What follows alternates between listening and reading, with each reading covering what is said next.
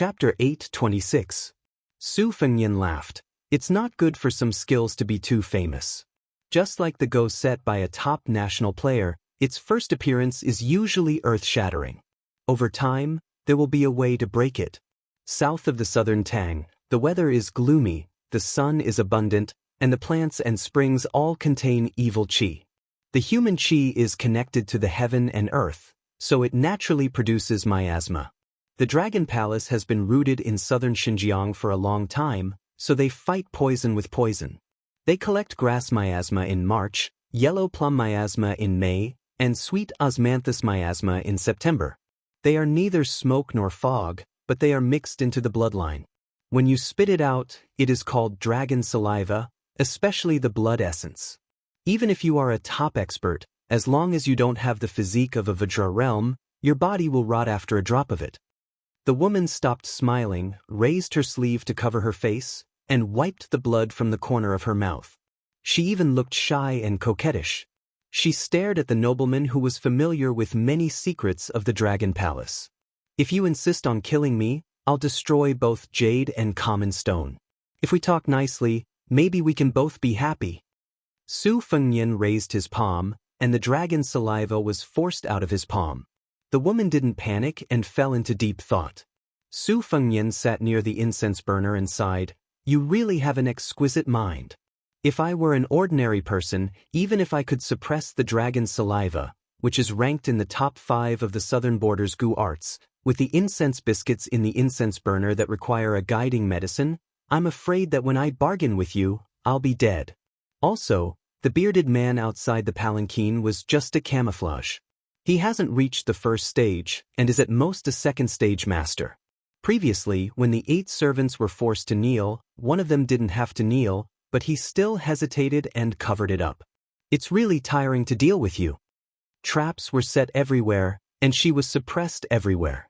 No matter how determined the woman was, she finally showed signs of collapsing. She only heard the unfathomable young devil say something, which made her scratch her head in confusion. Do you want to have a taste of being skinned by a cat back in the days when the talisman General Red Armor was still alive? My technique is still immature, and I'm still trying to figure it out. Why don't you put up with it? Su Fengyan reached out and brushed the gauze curtain, pulling out a few white threads that were floating between his fingers. Her voice trembled as she said, "I admit defeat." Su Fengyan smiled. His eyes were so sinister that she felt like she was the merciful goddess of mercy. The skin on her face was torn off by Beth. She lowered her head and held her bloody face. She said hoarsely, "Yang Maoyang, Zhao Weiping, step back." In the Jianghu, if there was good fortune, there would also be bad fortune. He might obtain a secret manual for no reason, or he might be taken in as a disciple by an otherworldly expert. It was also possible that he would be half-crippled by an eccentric hermit expert without doing any evil deeds, or he would fail miserably in an easy task and his reputation would be destroyed overnight. This was the allure of Jianghu. You would never know what kind of changes and opportunities you would encounter tomorrow. Generally speaking, the higher one's cultivation level, the smaller the variables. However, as long as one encountered one, it would be more difficult to resolve. Not to mention finding a needle in a haystack, there were only a handful of level 2 Master Realm Masters in each province. They rarely met each other and minded their own business. However, once a death grudge was formed, one side would usually end up in a miserable state. Su Fengyan stretched out a white thread and looked down. He didn't look at the woman who didn't have any arrogance at all. He said calmly, "I hope you can tell me everything you know." As they approached the Snow Mountain Villa, the 8 palanquins turned into the private road of the villa from the official road. The road became wider, and the snow was mostly cleared. One could see that the road stretched on. Close to 100 boys and girls with delicate features held brooms with silk handles. There were also managers of the villa welcoming them at the entrance. Every time a reputable person in Jianghu sent an invitation, there would be loud cheers from the villa. The 8-barreled palanquin and an ox cart entered at the same time. The driver had an arrogant expression on his face. He was obviously a child who had just entered the school to learn how to read and write, but he carried a long sword with a dense sword aura on his back. Behind him sat an old Confucian scholar in plain clothes. He had the air of an immortal, and in his hand was an elegant and refined item that famous scholars would carry when they talked about it. Ordinary people would look at him with respect, and he really had an otherworldly temperament. Along the way, many Jianghu people who entered the private path of the villa hurriedly made way for him. As for some famous heroes who had the courage to approach and greet him, the old Confucian scholar sitting in the ox cart kept his eyes closed and did not pay any attention to them. The Jianghu heroes who had hot faces but cold butts did not have the slightest dissatisfaction with this, and only felt that it was natural. The Snow Mountain Villa took the initiative to take on a heavy responsibility this time and spent money to organize this Jianghu event. In the end, they still had to look at the faces of the other two families. One was the Dongyue sword pool, which was strong enough to compete with the sword tomb of the Wu family for the title of the World Sword Forest. The other was the remote Shishu Spring Invitation Cottage. The former had sent Li Yibai, who was expected to be the next leader of the sword pool, and 18 sword servants. There were only 2 of them, but they were undoubtedly more important. The old Confucian scholar holding the tail of the bamboo stick was the current master of the Spring Invitation Cottage, Xianxia.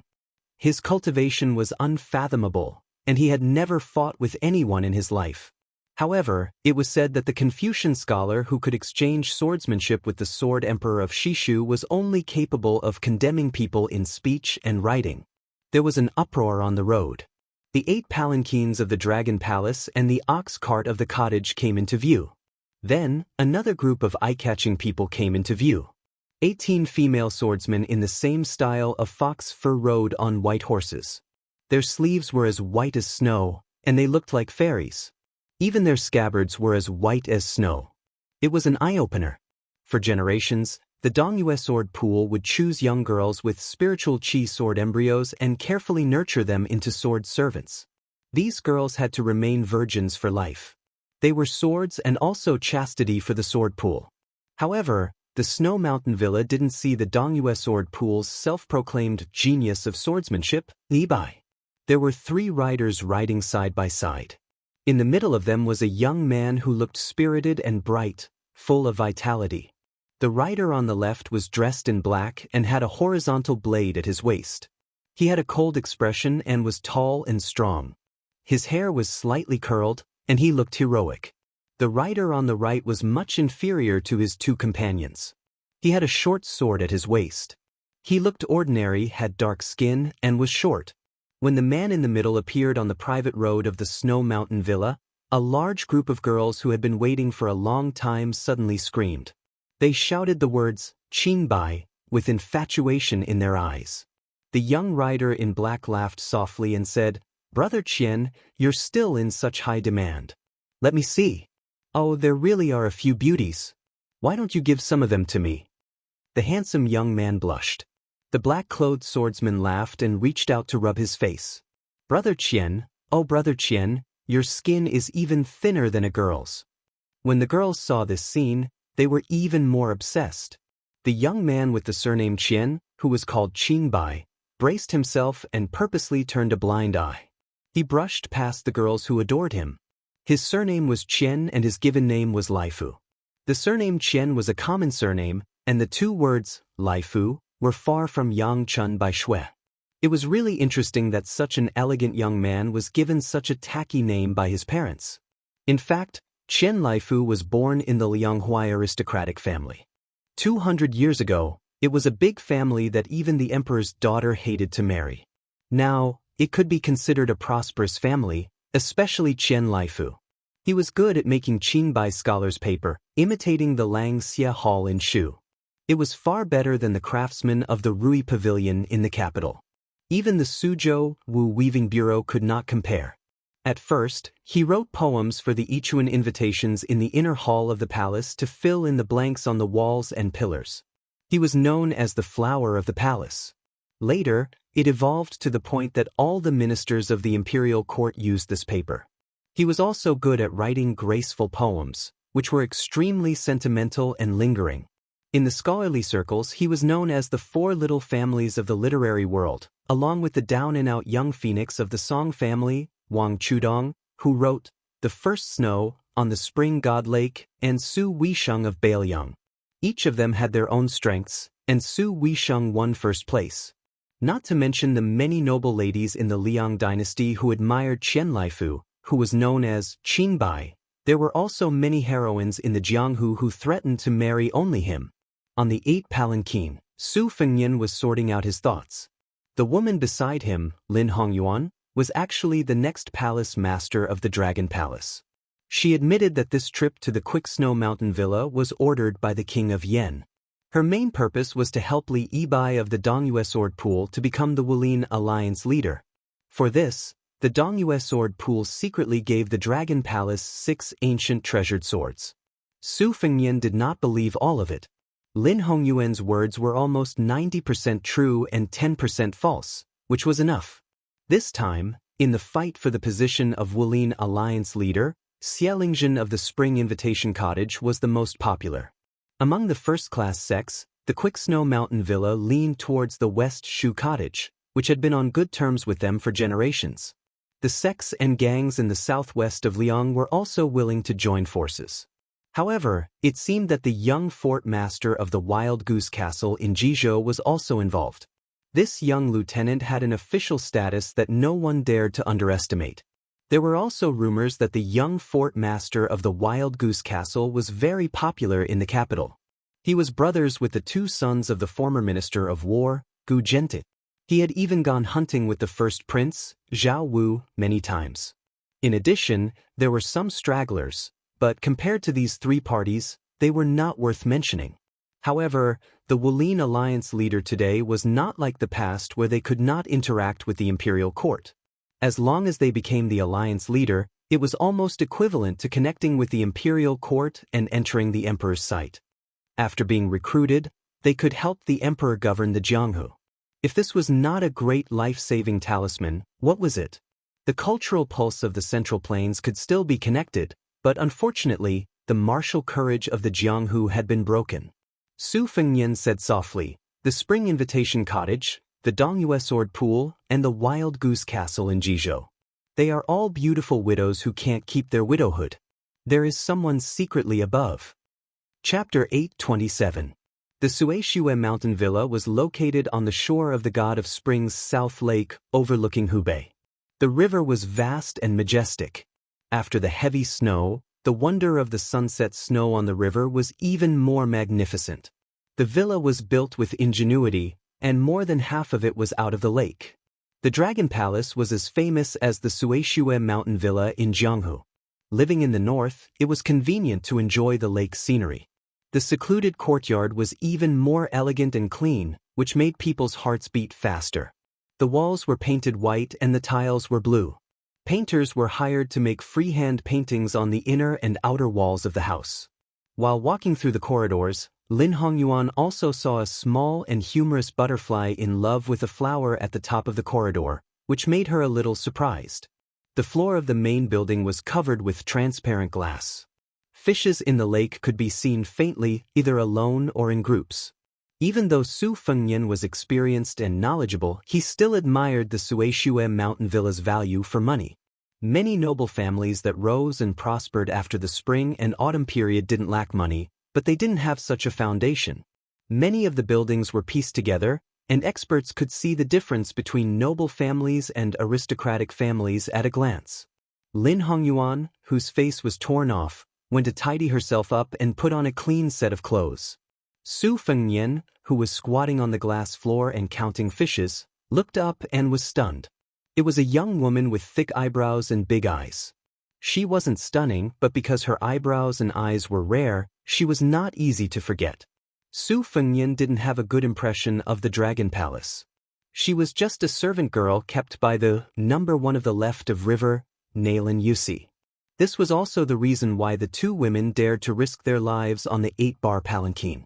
After accidentally killing the heir of Bailiang, they had to act coquettishly to their master to take credit. Among the vassals of Liang, Zhao Bing, the king of Yanqi, was the only one who caught Su Zhao's eye. Whether it was the cavalry or the infantry, their combat power was the closest to the northern Liang. Since ancient times, in Nanjiang, the land of barbarians, the number of academies was actually the first in the dynasty. Zhao Bing's reputation was much better than that of Zhao Yi, the king of Guangling. Even if the sky was high and the emperor was far away, there was no news of any overstepping of authority. The imperial court adopted Sun Ping's last words and spared no effort to remove the vassals, but there were very few restrictions on the king of Yanqi in the imperial court. Several major parties, including Zhonggu, unanimously praised the government affairs of Nanjiang. This was probably all thanks to Nalin Yuxi's smoothness. Huang Sanjia once commented on all the strategists in the world, saying that Nalin Yuxi, a small country under the rule of Jiangzhou, was well versed in the imperial court. Lin Hongyuan looked at the white-haired man who glanced at her and then lowered his head to tap on the glass again. If she could, she would not hesitate at all.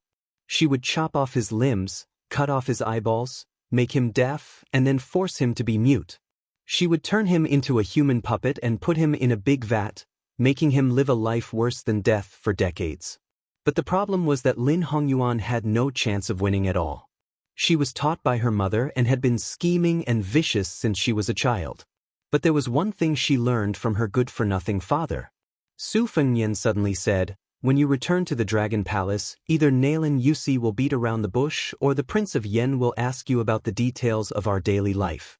If you want to live a better life in the future, you should be more careful now."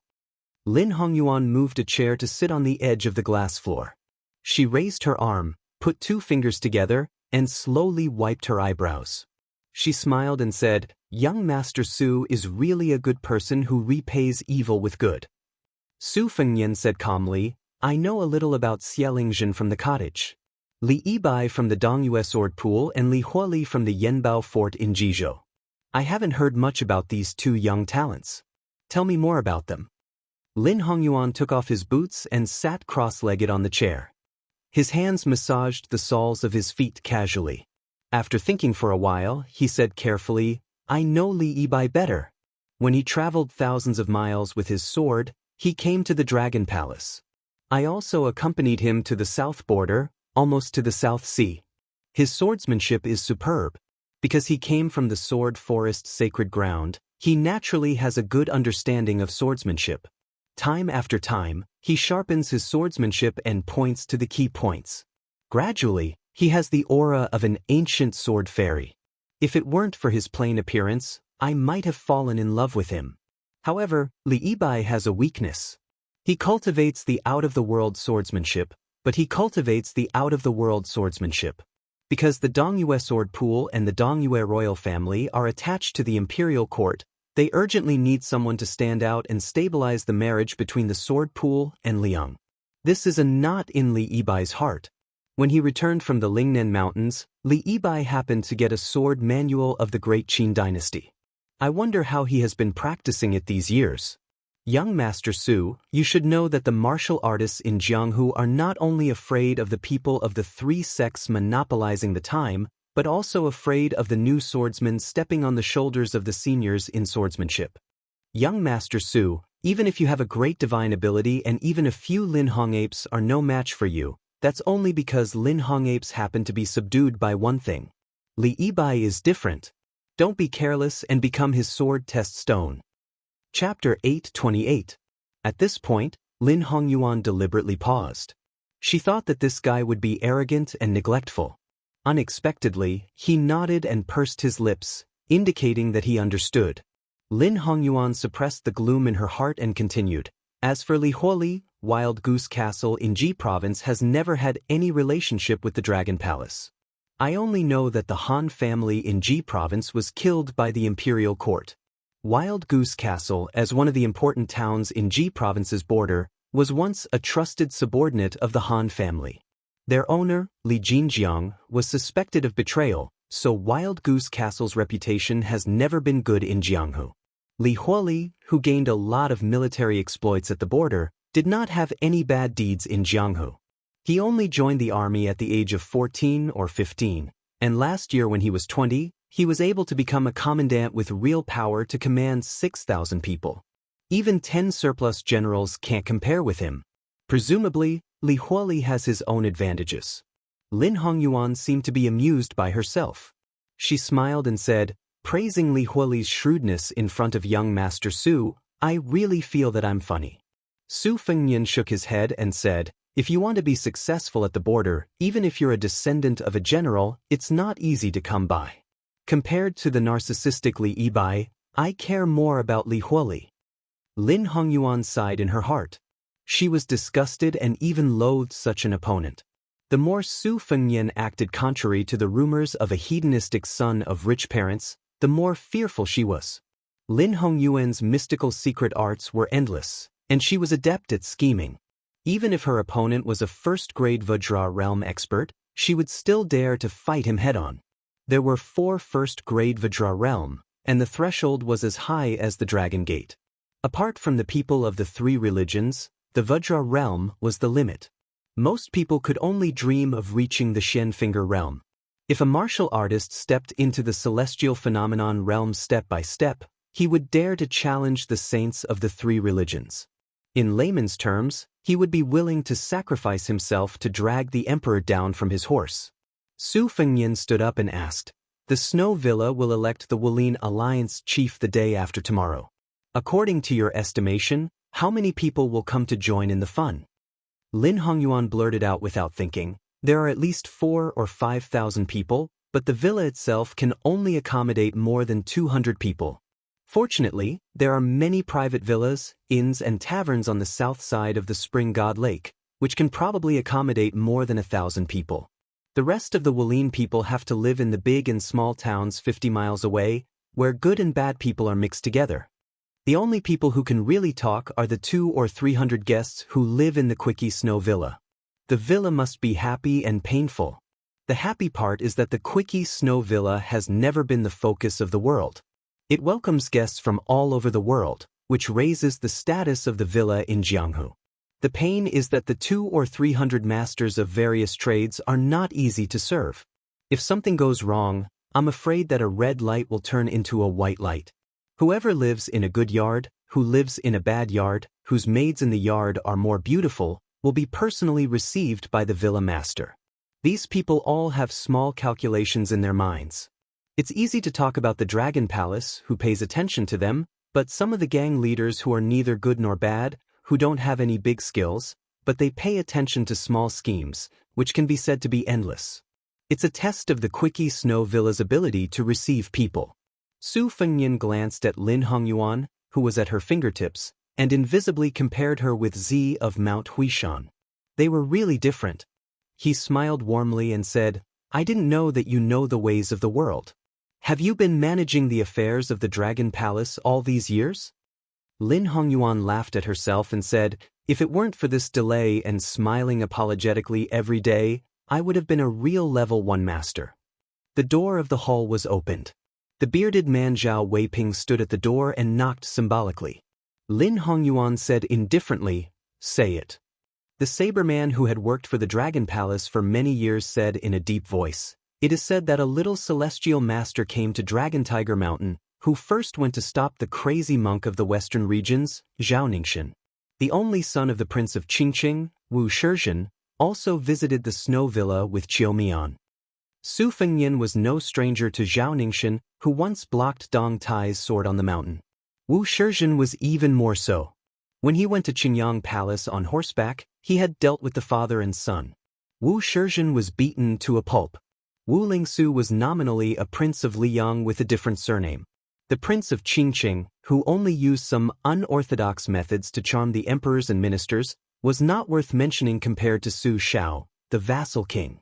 Moreover, the armored ant and thousands of soldiers in Mount Qingqing were the secret chess pieces of his master, Li Yishan. On the contrary, Su Fengnian had never heard of Qiumian. Lin Hongyuan waved her hand to signal Zhao Weiping to leave. She wiped the soles of her white socks and took the initiative to say, "Qiumian is a famous heroine in Jianghu in recent years. There are countless people under her skirt. She is beautiful. The clothes and jewelry she wears will quickly become popular in the north and south of the Yangtze River. Qiumian's reputation can be imagined. But this fairy swordsmanship attainment is not even worthy of carrying shoes for young Master Su." Su Fengnian laughed and said, "Whether or not her swordsmanship is worthy of carrying my shoes is another matter. Maybe I'm willing to bow down to her and line up with those Jianghu heroes to prostrate myself. Fairy Chiu wouldn't even be willing to look at me. Lin Hongyuan covered her mouth and smiled. Su Fengnian teased, "You just pinched the soles of your feet. Don't you think it is dirty?" After Lin Hongyuan smiled, her eyes curved into a pair of crescent moons. She stretched out her hand. "Smell it?" Seeing that Su Fengnian was not amused, she stuck her finger into her mouth and licked it. Her gaze was provocative. Su Fengnian, who was still indifferent, smiled and said, "You want to compare your disgust with someone who often talks to a head full of lime? You are asking to be humiliated." Lin Hongyuan's eyes suddenly lit up. She straightened her waist, which was so thin that it could be grasped with one hand. She placed her hands on her legs and asked curiously, "I heard that you and Wudong's sect leader Hong Shixiang have known each other for many years.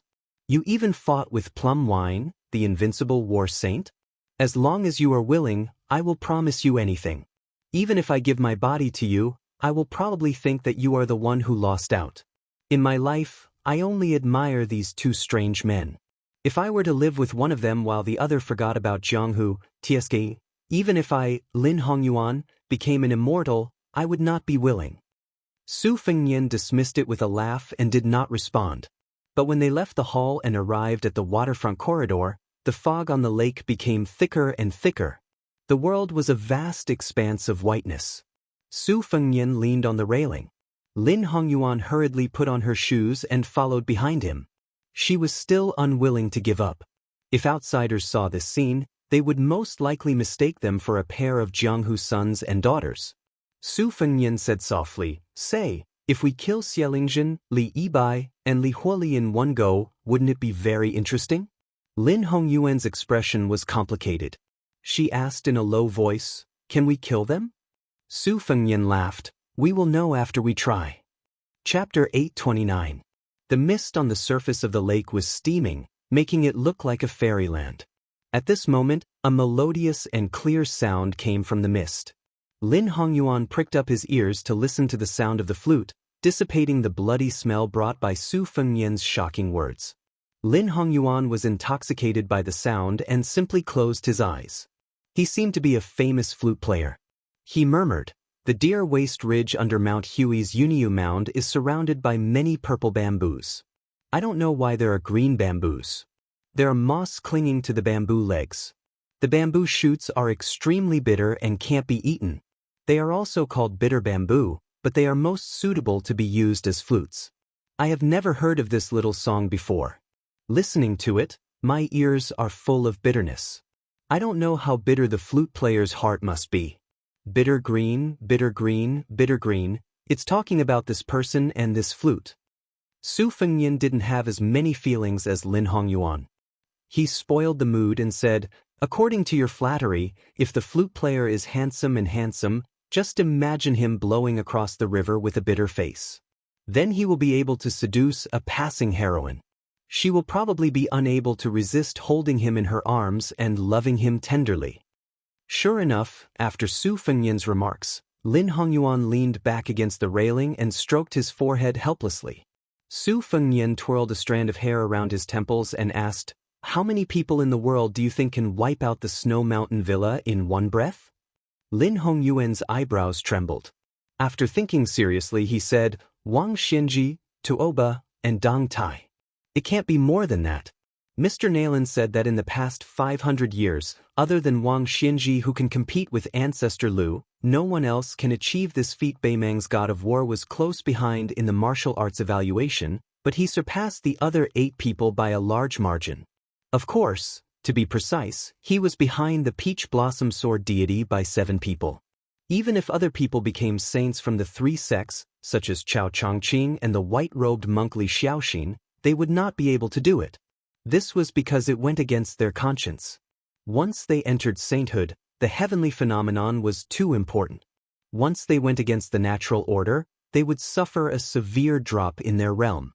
For example, Li Dongxin had cut off the Yellow River and hung hundreds of feet of water on top of Taoism sect's head, so it would never fall on the innocent. Even if they were unwilling to surpass the North Sea, they could not do so. This was especially true for the reclusive masters of Buddhism. No one had ever heard of them appearing on the battlefield.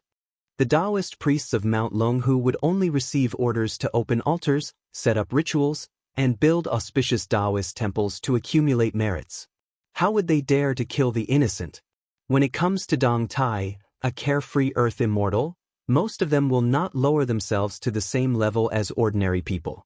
Just like a strong man who sees a chicken pecking rice on the side of the road, he will not look for a stick to beat the chicken to death. If there is such a thing, it can only mean that there is something wrong with the guy's head. The crazy monk who sings wordless songs is one of them. Su Fengyan sighed softly, "The sword is a good sword, but the person is not a good person." Lin Hongyuan was born with an exquisite heart.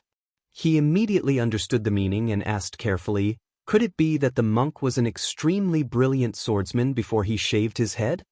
Su Fengyan's elbow was on the railing while his other hand patted the railing lightly. He smiled, "I'll give you a word of advice. I don't accept money. You are too smart and you will end up ruining your life." Lin Hongyuan smiled, "I've learned something. But young master, you are being generous with other people's money. You have to know that I have also bought the first snow." Speaking of which, the talented woman who said this seems to live on the spring deity lake. If I am lucky enough not to die in your hands, I will definitely go and take a look at her face and ask her some questions that I have never been able to answer. When the time comes and I appear in front of her, I will definitely pretend to be virtuous and virtuous, so as not to frighten the great master of the literary world that this little girl has admired for a long time. Lin Hongyuan's words were lively, like a familiar and amiable girl next door. Unexpectedly, after Su Fengyan gently patted the railing, he suddenly slammed the railing heavily. Lin Hongyuan staggered and fell to the ground. He covered his heart with both hands and his face was pale. He looked at the man who was talking and laughing just a moment ago with malice and anger in his eyes. Su Fengyan still rested his chin on his hand and looked down at the noble of the Dragon Palace who seemed to have suffered an undeserved disaster. He said, "The flute player is Xianxia. The flute sound is transparent, which is only pleasing to the ears for laymen. But you and I both know that many listeners do not mean it, but the flute player means it. He uses the flute sound to distinguish the level of the people on the lake after touching the ripples of Qi everywhere. You pretended to flatter me just to let me release my Qi to listen to the flute sound. Even if my identity will not be exposed for the time being, it will make the young Taoist priest of the Dragon Tiger Mountain think about it. I kindly give you a maxim not to be a smart aleck."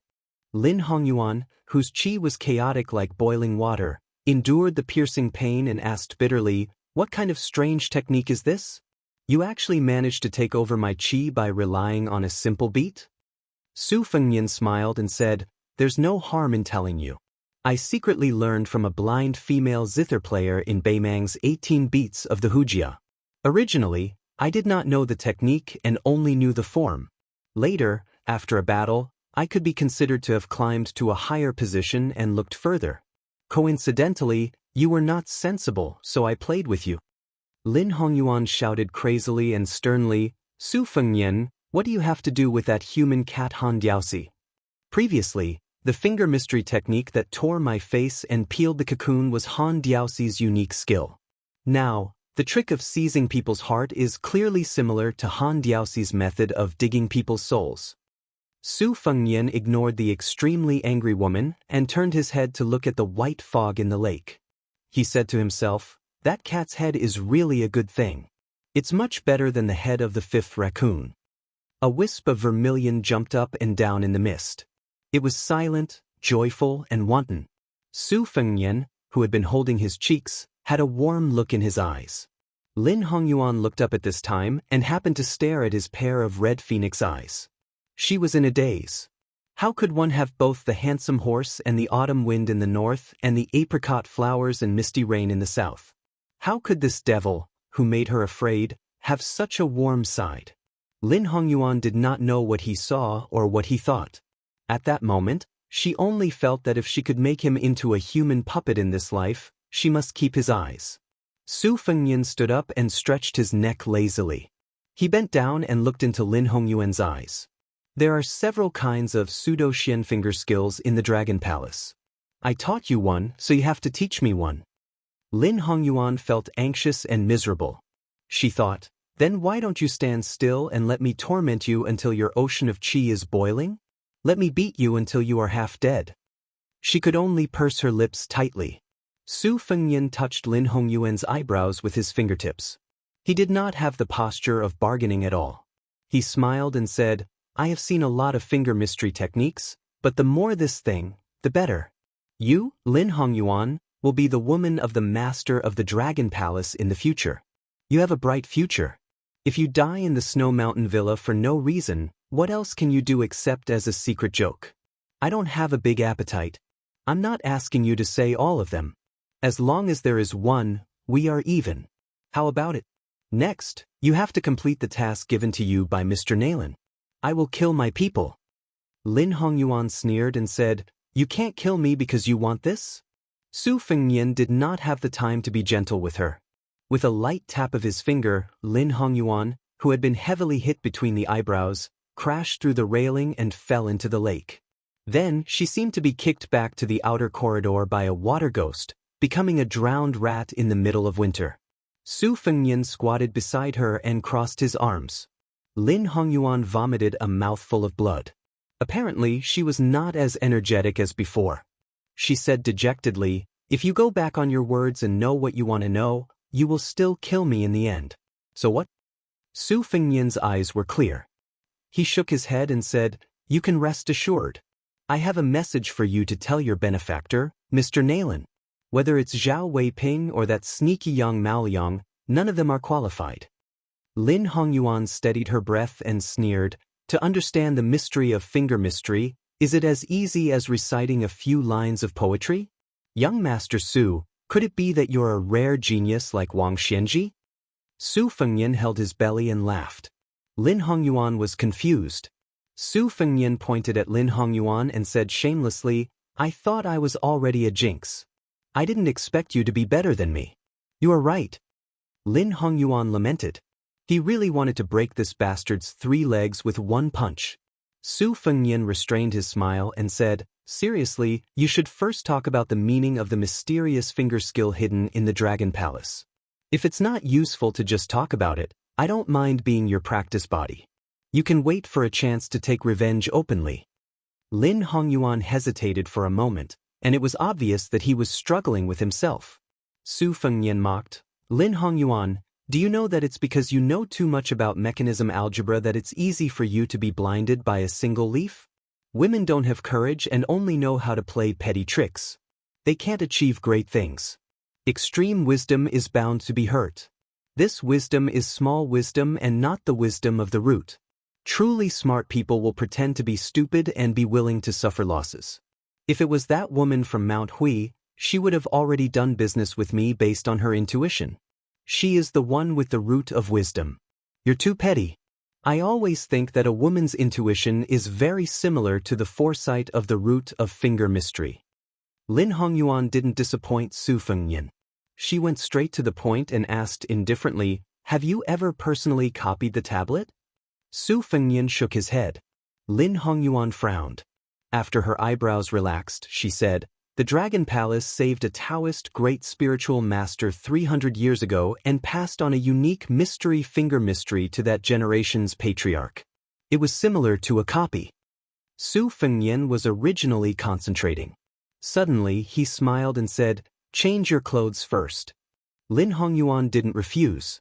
She stood up and changed her clothes. A woman's love for beauty had nothing to do with martial strength. The Dragon Palace amassed countless wealth. If she wanted jewelry, Lin Hongyuan could wear it so that people would only see the jewelry and not her. The Dragon Palace also hid a few sets of the phoenix coronet and robe that the Empress of Southern Tang didn't have time to take from the weaving bureau. Lin Hongyuan had just changed into a relatively simple and elegant dress when the curly-bearded swordsman Zhao Weiping respectfully reported at the door, Master Yuqi is here. Chapter 830. Lin Hongyuan did not go out immediately. Instead, she went to inform Su Fengyan. He asked Lin Hongyuan to do her business first while he leaned on the railing of the corridor outside the inner hall. Yuchi Liangfu, the owner of the Quick Snow Mountain Villa, was as busy as a bamboo dragonfly. The sudden arrival of Zhao Ningxin from the Taoist master residence of Dragon Tiger Mountain brought light to the villa. Even Wu Shizhen from the Qingyang Palace and Qiu Mian from the Butterfly Sword sect became the icing on the cake. It did not mean that Zhao Ningxin, who was famous in the Liang Palace, was more important than Xie Lingjin from the cottage. It was just that the latter was expected, so it was not as surprising as the former. Yuchi Liangfu had personally met more than 30 martial arts giants in the past 2 days. Most of them were in their prime, and there were also many old people. Among the younger generation, Li Yibai from the Dongyue sword pool was like a blunt sword that had not been sharpened yet. He was very easy to get along with. Li Huoli from the Yanbao castle was so arrogant that he did not even take the owner of the villa seriously. Only the young Taoist master Zhao Ningxin, who was wearing a Taoist robe from Dragon Tiger Mountain, hemp shoes, and a bamboo flute around his waist, always stared at the eyes of others when he talked with them. He was so focused that others felt that he was chatting with them. It was not a boring greeting at all, but more like a reunion after a long separation. This young Taoist with warm and sincere eyes made people respect him. Yuchi Liangfu's self-esteem had been hurt a bit by that young man Li Huoli, and it happened to be compensated by Zhao Ningxin. Comparing the goods to the goods, the manor lord, who was in the prime of his life, had a better impression of Zhao Ningxin. After he personally brought Zhao Ningxin to his residence, they talked so happily that he almost did not want to leave the house. If it was not for the chief steward who kept winking and reminding him that the great bodhisattva from the Dragon Palace was still standing in the small courtyard by the lake, Yuchi Liangfu really wanted to have a long talk with Zhao Ningxin. When it came to cultivation, Zhao Ningxin's every word was like a gem. Yuchi Liangfu decided to take this opportunity to be on good terms with Dragon Tiger Mountain. There were a few precious Taoist scriptures in the library of the villa that were beneficial to him. Because the person who came from the Dragon Palace to visit the Quick Snow Villa was only an imperial censor, who was not a top-notch figure in the strict hierarchy of the Dragon Palace, Yuchi Liangfu was not willing to open the E-gate to welcome him. However, he could deliberately neglect the imperial censor, but he could not really ignore the Dragon Palace. The matter of face was mutual. The imperial censor did not make an excessive request to open the E-gate, which was giving face to the Quick Snow Villa. Yuchi Liangfu hurriedly came in person, which was giving face to the Dragon Palace. Yuchi Liangfu waited for a moment in the courtyard and saw a young woman with average looks cross the threshold. She greeted him with a smile. Lin Hongyuan from the Dragon Palace greets Master Yuchi. Yuchi Liangfu, who heard that the imperial censor came to the villa, was stunned for a moment. He quickly came back to his senses and stepped forward. His smile was even wider. He cupped his fists and said, "I did not expect young Palace Mistress Lin to come in person. The Quick Snow Villa is guilty of not welcoming you." Lin Hongyuan walked down the steps and stepped on the steps with Yuchi Liangfu. She said softly, "Niece knows that Uncle Yuchi must be very busy today, so I acted on my own initiative and did not tell the truth, so as to avoid Uncle Yuchi making unnecessary moves for niece's sake." Yuchi Liangfu's heart was very warm when he heard his niece's words. Not to mention that when the two crossed the threshold, young Palace Mistress Lin intentionally or unintentionally lagged behind by half a step. The host and guest were clearly distinguished. Yuchi Liangfu, who was dressed simply, laughed heartily and said, "If everyone was like you, Uncle would be relaxed. Unlike now, I wish I could break into 2 halves and use them. Take the Quadun Mountain, which claims to be the #1 sect in the southern wilderness, for example, a young man with the surname Yu came. Uncle has never heard of him. Not only does he want the villa to open the E-gate for him, but he also has to vacate the villa's Spring God restaurant for him. How ridiculous! To let such an ignorant child participate in this once-in-a-century grand event on behalf of the sect, Quadun Mountain has really entrusted the wrong person." Lin Hongyuan smiled but did not speak. Quadun Mountain was indeed a well-deserved sect in Lingnan. Moreover, it had been fighting openly and secretly with the Dragon Palace for a full 200 years. Quadun Mountain occupied an ancient temple on the border of the southern Tang Empire's Linhai. When the Southern Tang Emperor ascended the throne to pray for rain, stop plague, and even ask for heirs and other important matters of state, he would send important ministers or local dignitaries to worship the sea god in the temple. Every time, he would set up a monument to record the event.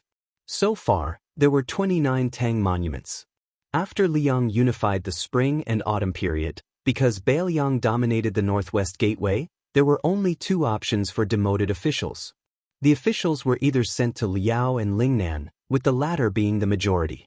The imperial court obviously trusted the Prince of Yen, Zhao Bing, more than the Prince of Jiaodong, Zhao Sui. Most of these demoted officials were from the local area. Quadun Mountain's literary atmosphere was quite strong. The two often sang poems together, adding a lot of luster to Quadun Mountain. If the Dragon Palace was Nalin Yuxi's concubine maid, then Quadun Mountain was Nalin Yuxi's fisherman. The two were just jealous of each other these years. Yuqi Liangfu's posture was nothing more than a common technique of suppressing and raising one's hand. However, he was adept in the ways of the world. In the end, he still needed to let others know that it was not too straightforward.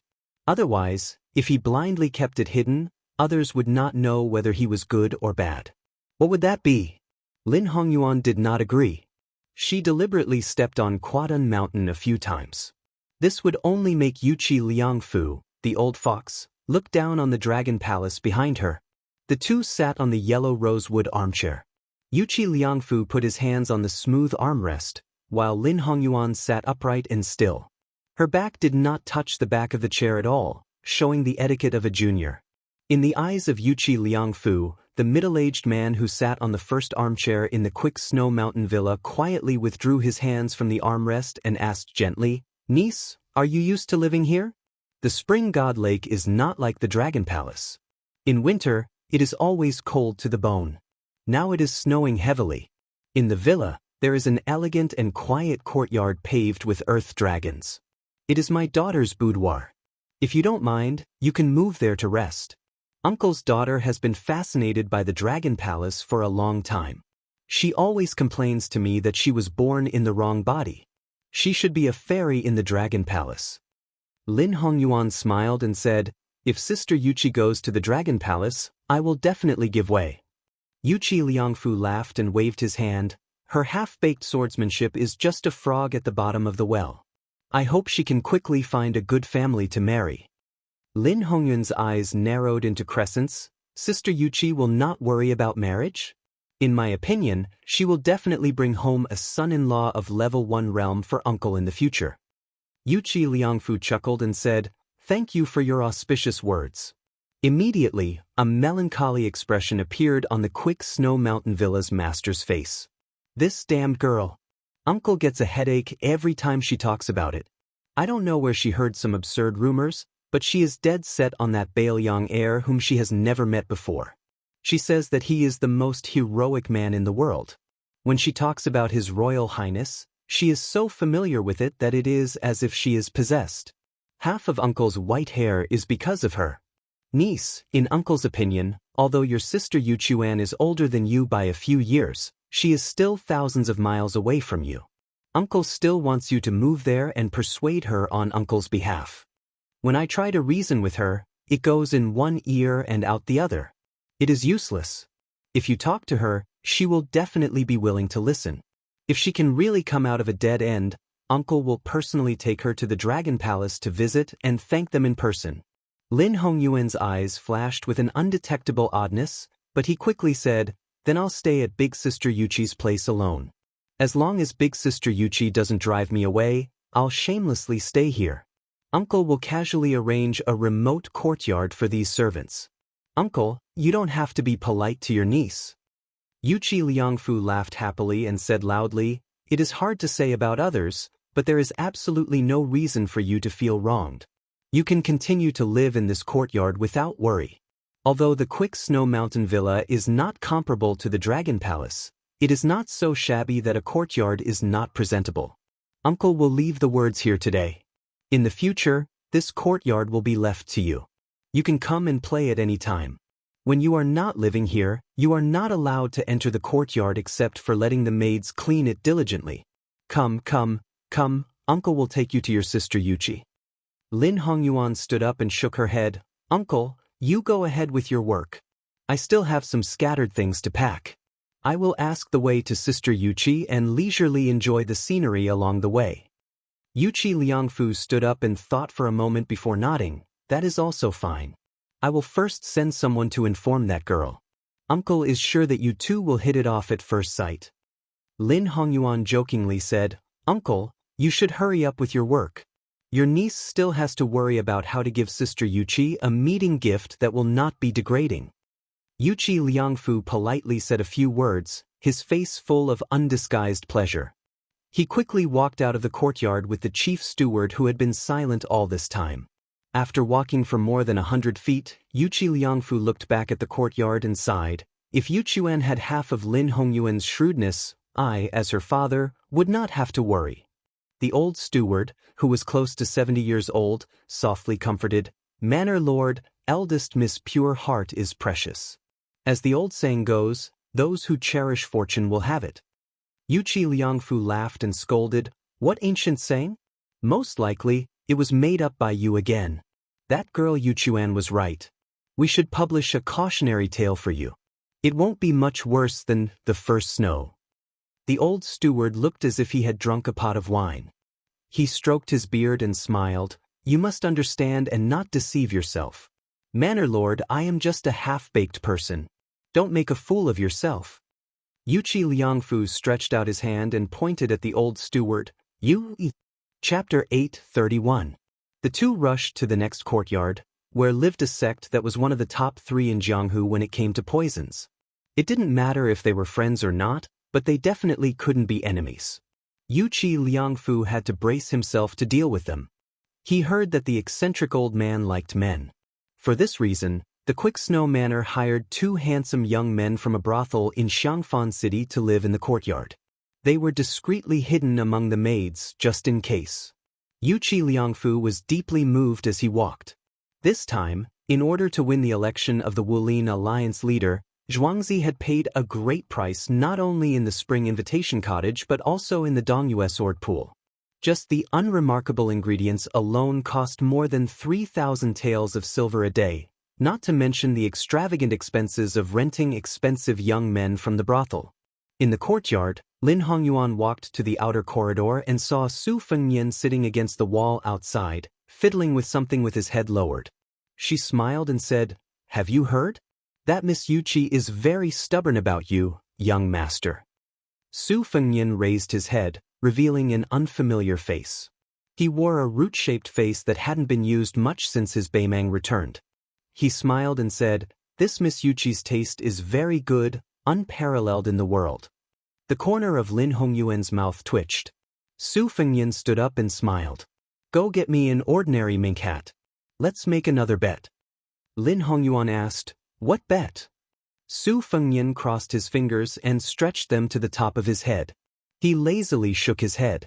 Let's bet on whether or not I can kill Xianxia tonight. If I can kill her, you'll have to say another type of finger art outside of steel rubbing. If you can't kill her and get killed instead, you have no loss. Lin Hongyuan sneered. You don't get up early if there are no benefits. What does it have to do with me whether you kill Xianxia or not? Su Fengyan smiled and looked at Lin Hongyuan. The latter giggled. If you can kill Xianxia, Li Huoli, and Li Yibai in succession, I'll bet with you. Su Fengyan clicked his tongue. You finally learned to be smart. But first, I won't kill Li Yibai. Do you have any enemies? Let's exchange. Lin Hongyuan said without hesitation, No problem. Let's kill Chioduan Mountain's Yushi man. I can give you the mink hat and the courtyard where they live in the Quick Snow Mountain Villa before nightfall. Su Fengyan glanced at Lin Hongyuan, who spoke in a straightforward manner, and clicked his tongue in wonder. You've hidden your strength well. You've been plotting against that Yu Shi for a long time. This time, not only did you, the young palace master, hide your head and show your tail, but you also brought along young Mao Yang, who did not hesitate to sneak into the team carrying the palanquin. Just to target Quadun Mountain? If you use me to kill someone, your hands won't be stained with blood. When the time comes, Yuchi Nyochuan will testify for you, and the Dragon Palace will be cleared of any wrongdoing. Lin Hongyuan smiled foolishly and didn't speak. Su Fengnian looked at the mist in the distance of the spring god lake. Lin Hongyuan's eyesight was good. He followed the line of sight and didn't see anything. A moment later, a woman's voice was heard. Is the southern border dragon palace living here? Answer me. If not, I won't go ashore. Lin Hongyuan came near the railing and saw a young woman with a pretty face and a particularly enchanting figure pulling a boat over alone. She was wearing a high-quality fox fur coat, but it was inevitably a little gray and old because of the years. Lin Hongyuan was surprised that such a woman appeared in such a new way. He asked calmly, Are you Yu Quan? The woman nodded. Then you are? Lin Hongyuan sensed that Su Fengnian had long disappeared, so he had a deeper understanding of him. Facing the eldest miss of Quick Snow Manor, Yuchi Nyochuan, he smiled and said, I am Lin Hongyuan of Dragon Palace. Greetings to Sister Yuchi. Yuchi Yu Quan put down her bamboo pole and quickly jumped onto the outer corridor. Are you Fairy Lin, the young palace master? Normally, Lin Hongyuan wouldn't care. But after hearing about the young devil's harsh sarcasm towards the heroines of Jianghu, he felt slightly uncomfortable. Yuchi Yu Quan didn't care about their first meeting. She warmly grabbed Lin Hongyuan's hands and asked with a face full of surprise, Fairy Lin, is your dragon palace really built at the bottom of the sea like the rumors say?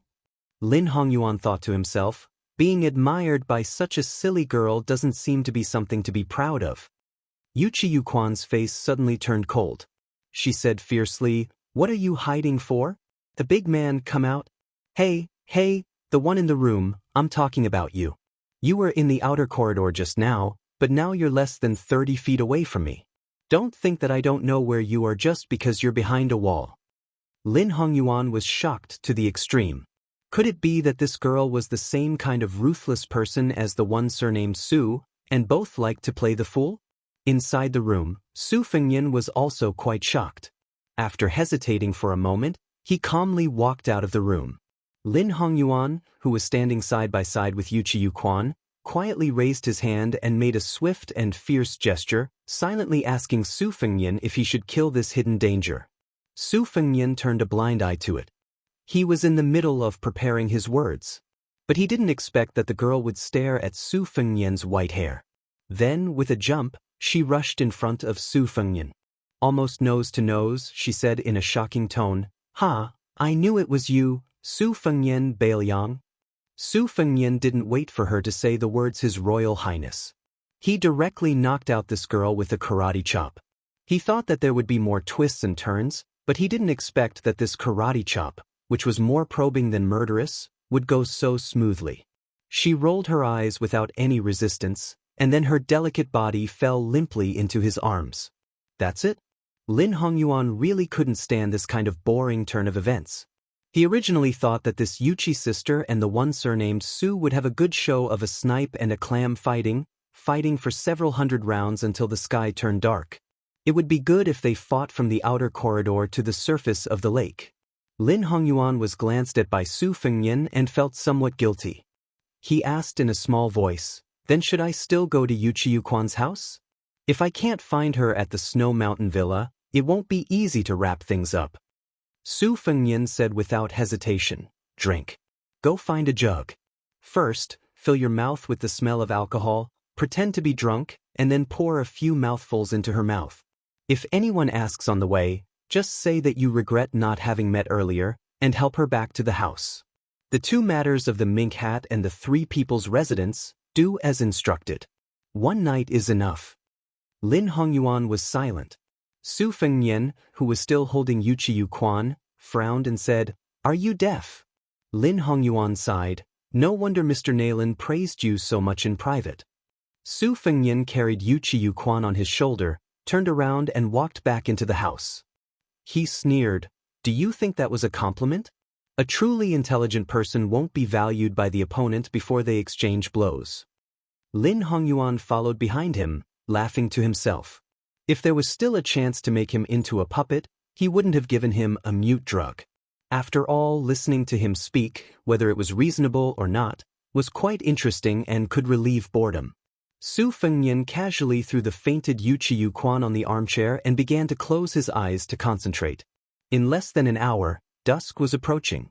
Zhao Weiping walked into the house and handed Lin Hongyuan a mink hat and a handkerchief. Lin Hongyuan spread it out and carefully looked at it, then hid it in his sleeve.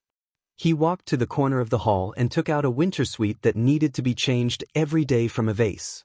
It was waxy yellow in color and had been broken off not long ago. It was still tender and beautiful with some moisture. Lin Hongyuan carried the wintersweet branch and squatted at Su Fengnian's feet. While describing the terrain of the Quick Snow Mountain Villa, he divided the ground vertically and horizontally. Spring Invitation Cottages Xialingzhen and Yanbao's Li Huoli's courtyard were not too far apart because of their status. The key point was that their backing was on the same level, so they were relatively close to each other.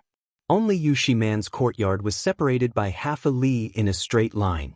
Including the detours, it was estimated to be 1 li. Don't look at the difference of half a li, it might contain huge variables. While pointing the way, Lin Hongyuan did not speak much nonsense. He knew that this demon was not stupid enough to fly over the eaves of the Quick Snow Mountain Villa. Su Fengnian, who was spinning the mink hat with his fingers, closed his eyes and reviewed the plan. After opening his eyes, he nodded and said, "It's done." Lin Hongyuan nervously asked, "Can you tell me the general plan?" Su Fengnian calmly said, "Just do it as simple as you can." Even if he said it, it would be useless. Lin Hongyuan really did not have the courage to get to the bottom of it. Yuqin let out a series of small and broken groans of pain. In the ears of an old hand in flowers, it might have a special charm. Su Fengnian originally wanted to knock her out with a finger and let her sleep until dawn.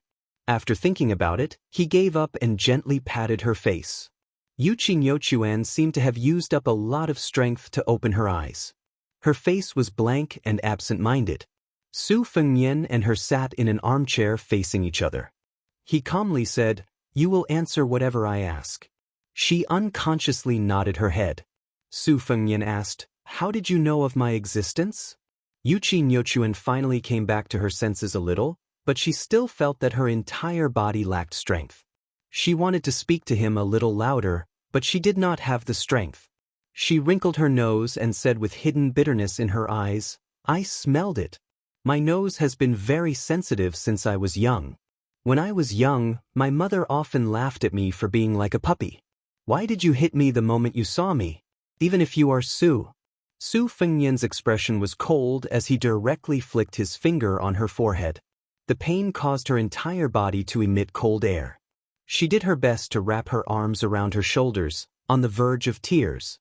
Su Fengnian stared at her limpid eyes and continued to ask, "Why are you so sure that I am Su Fengnian?" Chapter 8:32. She tried to squeeze out a smile. Seeing that he was about to raise his hand to teach her a lesson, she hurriedly said in a panic, "The first time I heard of you was when I went to burn incense at Mount Longhu 2 years ago. There was a pilgrim who often went to the mountain who talked about the sword you borrowed on the snowy plains, and you said something about returning that." Lin Hongyuan knew that Yuqin was thin-skinned and did not have the nerve to say the words, "returning my ass." Out of the corner of his eye, he saw Su Fengnian's expressionless face. Yuqin, who did not dare meet his gaze, carefully said, "Our snowy mountain villa has some land on the other side of the Guangling River. No one believed that you and the Guangling king had a falling out, but I knew that it was true. Otherwise, you wouldn't have fought. It was a steward who saw it with his own eyes on the 18th of the 8th month.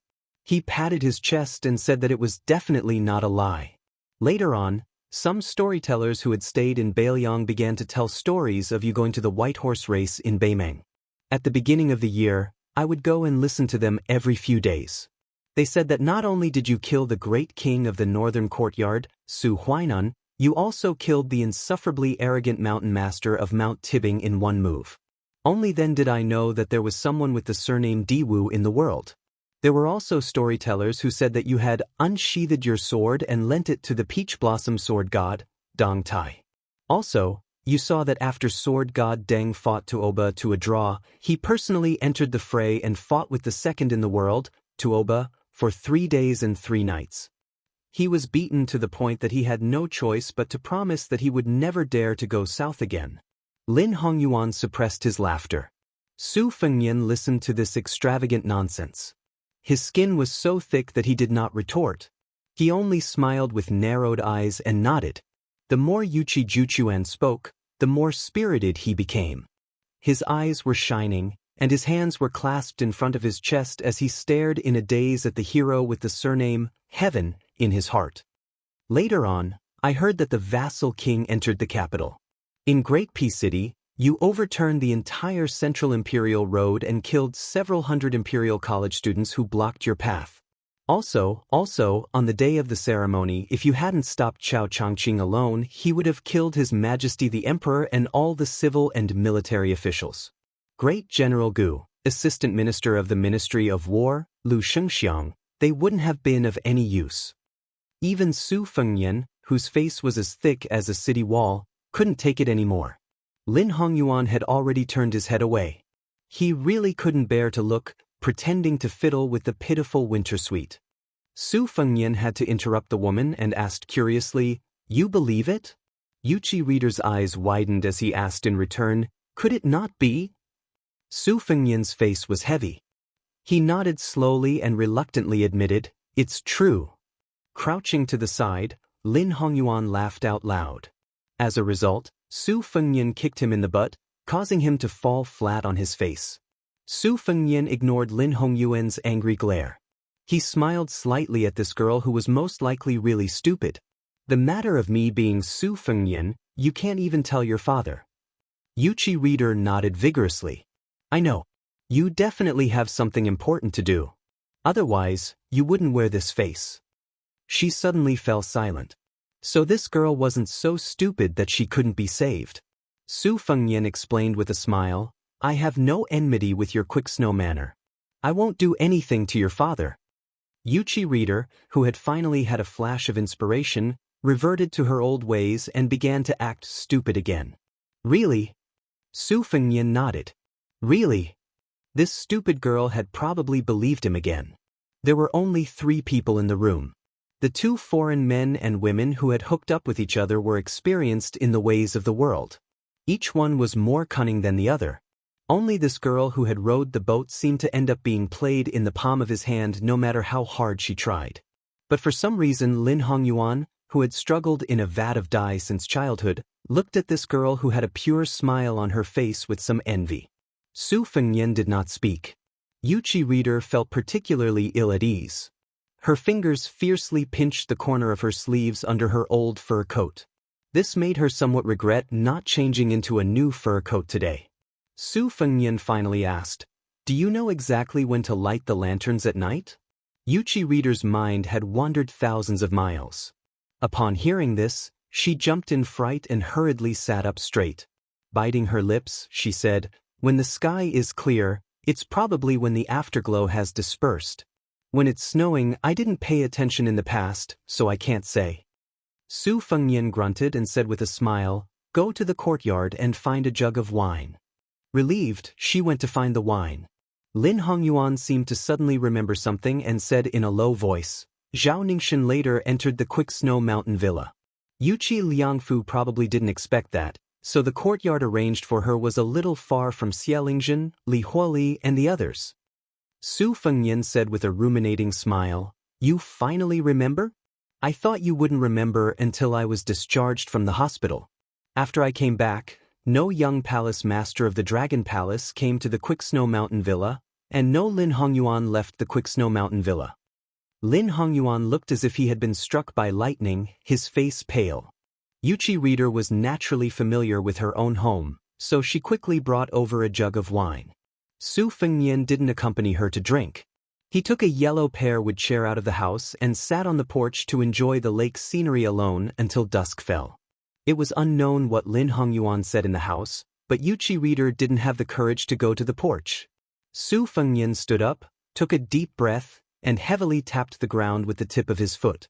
The lake water outside the railing violently swayed and gradually calmed down. Dusk gradually deepened, and the large red lanterns in the villa lit up in picturesque disorder.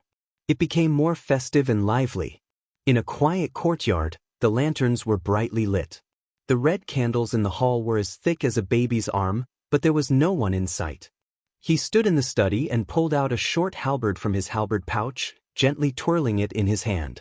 He had led 4 elite retainers south from Jizhou and encountered 2 heavy snowfalls. During the first snowfall, they were still in Jiangbei. The heavy snowfall was majestic and imposing.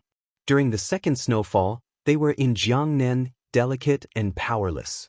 This made him, who had lived on the dangerous border since childhood, have an even worse impression of Jiangnan.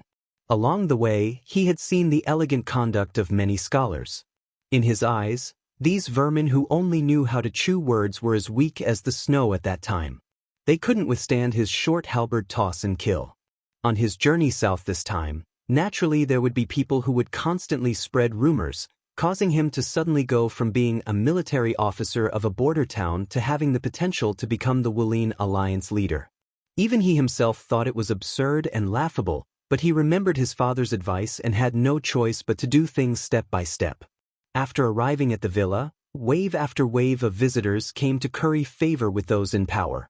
He barely managed to chat with 3 groups of Jianghu people he had never heard of before, but he couldn't stand the disturbance and simply closed the door and declined the visitors. He walked to the open window. Although there were only 4 retainers of the Li family in Jizhou resting in this courtyard, there were no less than 10 Zhaogo gathered in the dark corner. He laughed self-deprecatingly and tapped his shoulder with the short halberd. "Can I, Li Huoli, be considered to have received the will of heaven this time?" The ground trembled slightly. Li Huoli didn't think too deeply. The wall suddenly cracked open. When he turned around with the halberd, a palm pressed against his forehead and his entire body was instantly lifted off the ground. He was pushed against the wall at the side of the hall, his head hitting the wall earlier than his back. One of the Zhaogo broke through the window and was stunned. Li Huoli, the young fort master of Wild Goose Castle, was leaning against the wall. He died with his eyes wide open, leaving a pool of scarlet blood on the wall. There was a big hole in the wall where Li Huoli's body was facing. More than 10 Zhaogo gathered and looked at each other. 3 courtyards away, the old Confucian who came by the ox cart was flipping through a book with a lamp. He suddenly raised his head and made a gesture with both hands. An ancient sword on the desk next to him flew through the wall and into his hands. Xianxia of the Spring Invitation Cottage had immersed himself in the art of swordsmanship for most of his life, but he rarely used a sword. In his life, there were only a few people who had tested his sword, and the Sword Emperor of West Shu was one of them. This sword was a gift for his disciple. Xianxia originally planned to borrow it from a disciple who was in seclusion after the Snow Mountain Villa incident was over. He wanted to fight with the leader of the Sword Pool of Eastyu and let the world know that the Spring Invitation Cottage was not only the leader of the martial arts world, but also that his sword alone was enough to make the cottage and the Sword Pool of Sword grave in Jianghu. The sword broke through the wall, and the daring assassin also broke through the wall and arrived. So what if you have the physique of a Vajra realm warrior? Xianxia, who was still sitting on the chair, snorted coldly. He shook his wrist and the sword aura was like a painting of mountains and rivers. The evil venomous beast actually resisted the sword aura, ignoring the sword tip that was pointed at its heart and still charging forward. Xianxia was furious. The sword aura at the tip of the sword suddenly surged. The unknown assassin shocked the old man again. His heart was against the tip of the ancient sword. Not only did it not pierce through the skin and heart, but it also pressed the long sword into an arc like a fish's back. The older, the wiser. Xianxia's sword collapsed and withdrew the sword aura. He and the chair slid toward the wall, breaking it into pieces. The old man had one hand on the wall and the other holding the sword. Instead of retreating, he rushed toward the strange young man in the mink hat. The young assassin, who was fighting with his life for some reason, pushed forward. Xianxia sneered in his heart and used all the sword aura in his life to his heart's content. The mink hat assassin let the sword go through his palm and leaned forward, forming a strange posture as if he was carrying a sword on his shoulder. He hit Xianxia's head with his head. There was a bang. Xianxia's head hit the wall. But at the same time, he swept his sword and was about to cut off the young man's head. When the sword tip was still an inch away from the man's neck, the sharp sword aura had already arrived and cut a bloody groove on his neck. A man in a vermilion robe appeared beside the two. His forearms held the sword tip, not letting Xianxia's sword move at all. The mink hat assassin cut down diagonally with his palm. He quickly retreated. The sword slipped out of the hand that had a hole in it. The assassin flew out of the big hole in the wall. The cold wind rushed into the room and the lamp on the table flickered. The lamp went out. Only a corpse that had been cut in half was left. Chapter 8:33. The light in the hall was splendid, illuminating the glazed floor in a dazzling and colorful light. Lin Hongyuan was situated within it, as if it was the pure glazed world recorded in Taoist scriptures. She wondered if she should do the same after returning to the Dragon Palace. Yuqi Nyochuan drank absent-mindedly, the corner of his eyes constantly glancing at the outer corridor. The sky was dusky, and there were no lanterns hanging there. She hesitated whether or not she should find an excuse to see him. When she raised her wine cup, she sniffed it and hurriedly turned to look at the outer corridor, wanting to stand up. Lin Hongyuan gently tugged on Yuqi Nyochuan's sleeve. The latter's face was full of anxiety, saying that he had smelled blood. After hearing this, Lin Hongyuan's thoughts turned rapidly. With that young devil's unfathomable skill and cultivation, even if there were crouching tigers and hidden dragons in Snow Manor, the number of experts that could injure him could be counted on one hand. Xianxia counted as one, and Li Yibai counted as half. However, other than the two tremors in the outer corridor, there was no other movement. Could it be that someone was hiding at the bottom of the lake, treacherously ambushing Su Fengnian, and then retreating after succeeding? Otherwise, it was impossible for that guy to be idle and use his flying sword to kill the fish in the lake, bringing out the smell of blood. Lin Hongyuan's curiosity was also piqued. After hesitating for a moment, she gave Yuqi Nyochuan a look, and they both stood up and walked towards the outer corridor. The night gradually darkened, as if an immortal in the heavens had thrown a black cloth to the earth.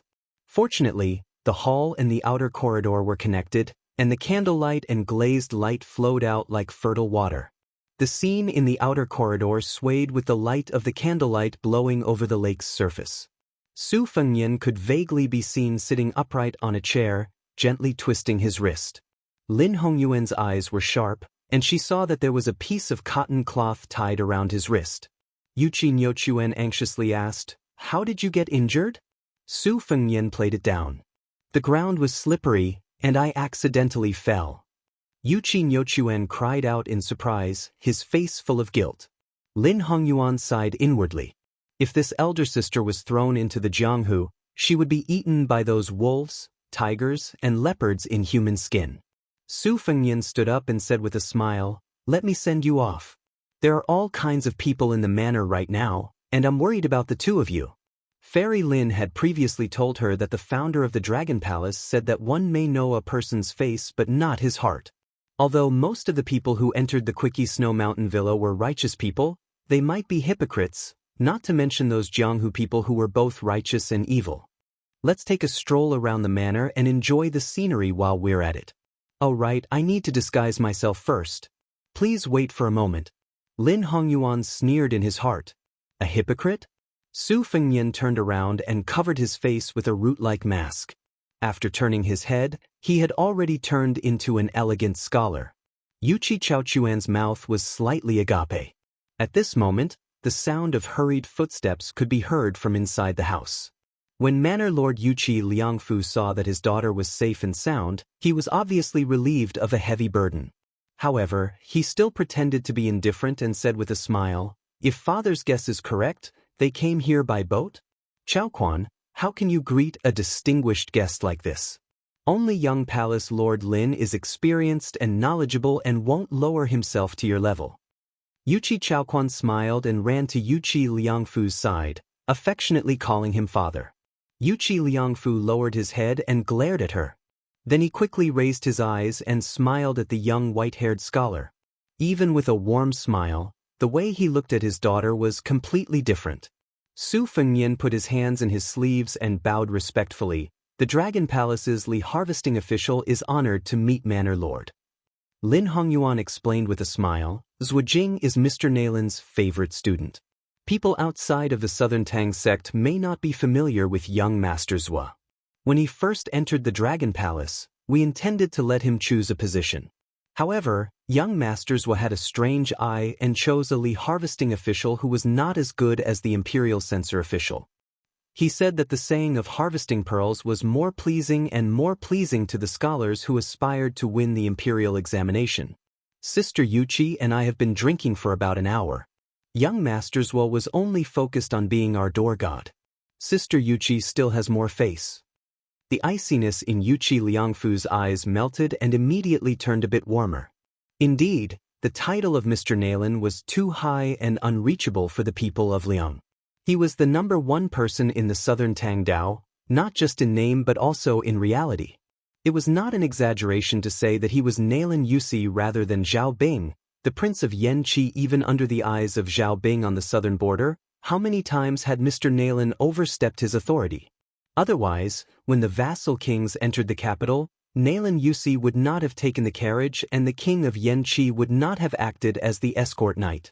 If Swijing was really Mr. Nailan's disciple, then Yuchi Liangfu valued him even more than Lin Hongyuan, the young palace lord Lin, who was in an awkward position. Yuchi Liangfu cupped his fists and said softly, "There was an accident in the manor, but since young Masterswa is by my daughter's side, Liangfu can rest easy. After dealing with the matters at hand, Liangfu will apologize to young Masterswa and have a good drink." Su Fengnian nodded and said, "I don't dare to disobey." Yuchi Liangfu left the courtyard and shook his head to the old steward who was waiting at the door and said, "Yuchuan is fine. We met a young man named Swijing." Lin Hongyuan said that he was Nailan Yusi's disciple. But even if the Dragon Palace made a move this time, it was only directed at Xiaodong Mountain. Moreover, the Dragon Palace absolutely did not have the strength to kill Li Huoli and Xianxia. How could the Dragon Palace, which is located in a corner of Nanjiang, shake the power behind these two people? If it was really Mr. Nailan's shocking plan, even if it was really the Dragon Palace's doing, it was not something that the Quick Snow Manor could intervene in. We, the people of Jianghu who have no one to rely on in the imperial court, could easily be destroyed. Chapter 8:34. The old steward was deeply worried. "I really can't think of anyone with such skill and courage. Although Xianxia did not appear in the martial arts competition, she is still a top-notch master." The Spring Invitation Cottage is also connected to the new Minister of War. Li Huoli's skills are probably average, but with the imperial court as a life-saving talisman, who would dare to make a move? I'm afraid that if the manor does not handle this properly, it will be hard to avoid the wrath of various powers. There will be many who will take advantage of the situation to fish in troubled waters and add insult to injury. Manor Lord must think of a way out. The king of Jing and has always wanted Quick Snow Mountain Villa to rely on the Wang family. Manor Lord, do you agree? Yuchi Liangfu's expression was complicated, and he was unable to decide what to do. He stopped and looked at a large red lantern hanging on a tree branch. There was no joy in it at all. He heavily exhaled and helplessly said, "It's like doing business. I originally wanted to use this time's Wulin Alliance leader election to bring prestige to the manor. When the time comes, we can find a buyer ourselves. The highest bidder gets it. The king of Jing urgently wants to buy it, and we don't have to worry about the next buyer. We can follow our own temperament and not sell it. Now that we are in trouble and we turn to the Jing'an Palace, I'm afraid Quick Snow Mountain Villa will have to be sold at a low price. If we buy and sell it to everyone's satisfaction, then it's fine.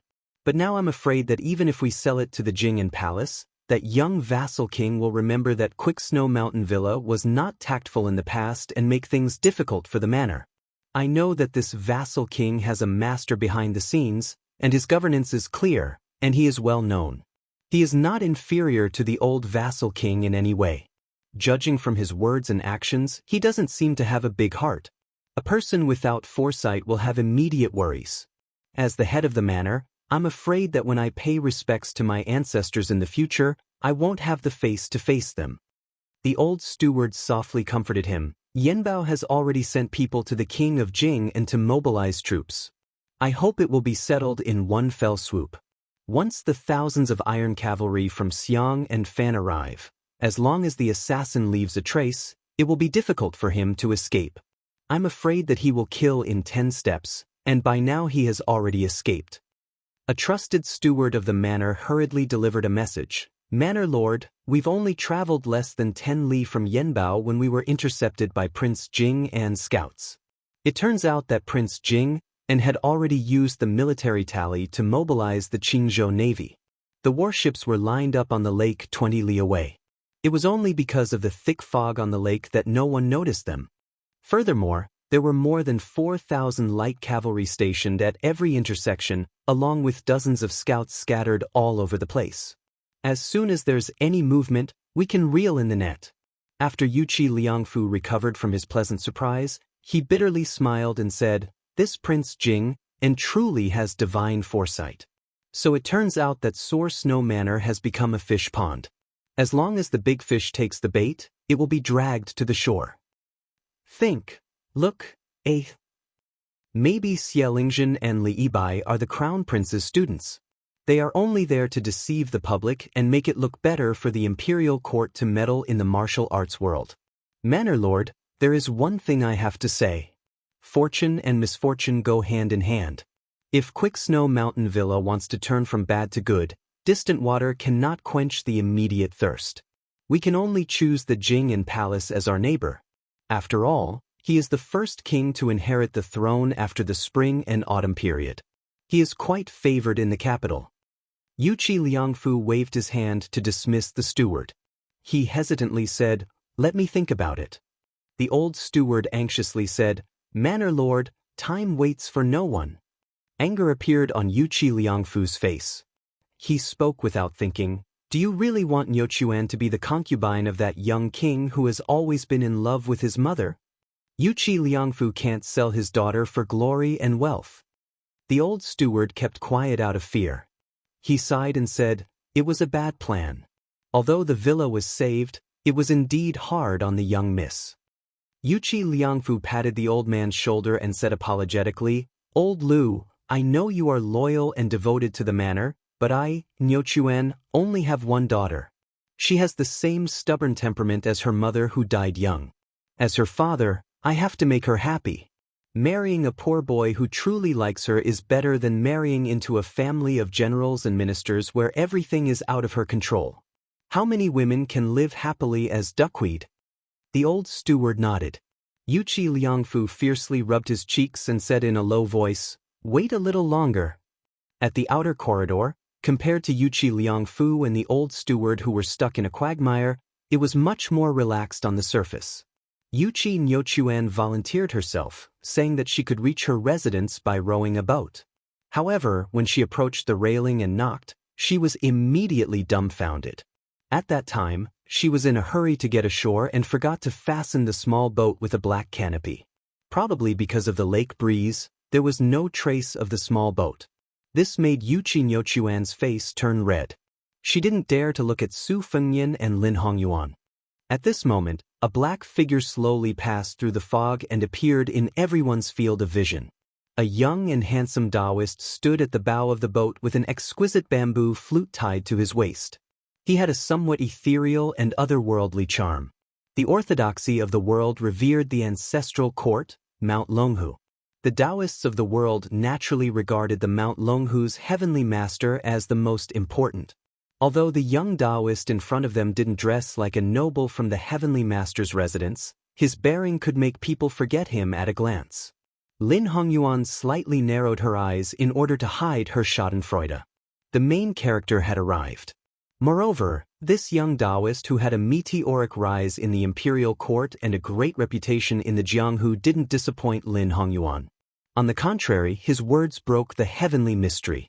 This humble Taoist of Mount Longhu's Zhao Ningxian greets young palace head Lin and young Miss Yuqi. Also, this young master, your left hand has been pierced by a sword in your sleeve.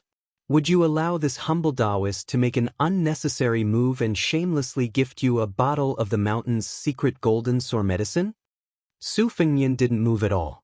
He stood by the railing with his hands in his sleeves. Zhao Ningxian smiled warmly. Other than returning the boat to young Miss Yuqi, this humble Taoist also has a gift in return. I remember that at that time on the great snowfield, there was someone who spoke malicious words and didn't return a sword ode. Su Fengnian's reply simply swayed Yuqi Nyochuan's mind. Of course, she didn't care about some Mount Longhu Taoist owing a sword on the great snowfield. This silly girl's but had always been unswervingly tilted towards the fellow beside her. She only heard him ask, "Are you courting death?" Chapter 8:35. Lin Hongyuan's eyesight was needless to say. No matter how much this woman wanted to watch a big show, he still hurriedly pulled Yuqi Yuquan out of the corridor and went straight to the latter's boudoir. Zhao Ningxin on the lake and Su Fengnian in the corridor stood facing each other silently. They seemed to be at ease, but they didn't know that the grudge between them started from their father's generation. Su Xiao was at the end of Jianghu and almost pressed down Dragon Tiger's head. Su Fengnian stared at the young Taoist in front of him and sneered. His hands were crossed in front of his chest and his fingers were covered in red ropes. It was said that this little Taoist master had once blocked Dong Tai's sword. At first, people thought it was a boast from Dragon Tiger Mountain. Later, Zhao Ningxin blocked the Mad Monk of the West and stopped for several miles. Finally, no one doubted him and some even began to regard him as a Xian finger expert. Zhao Ningxin stood at the bow of the boat with a warm smile. I predicted that His Royal Highness would come to Snow Villa today to enjoy the snow. I predicted that he would go to Spring God Lake to see Wang Dongxiang and then Lu Feiqi. The only thing I didn't expect was that Your Highness would kill Li Huoli from Yanbao and Xialingzhen from the cottage. Aren't you afraid that once it's leaked, you'll become the common enemy of Jianghu before you inherit the title of king? Su Fengnian took 2 steps closer to the railing. Li Huoli has Zhao Gou's protection and the support of the imperial court. Xialingzhen's spring invitation cottage is also creating momentum for him. The position of Wulin Alliance's chief will be his. Why does he need Dragon Tiger Mountain to add flowers to the brocade? Now that I think about it, your Mount Longhu only knows how to do shady business like writing poems to prolong the emperor's life.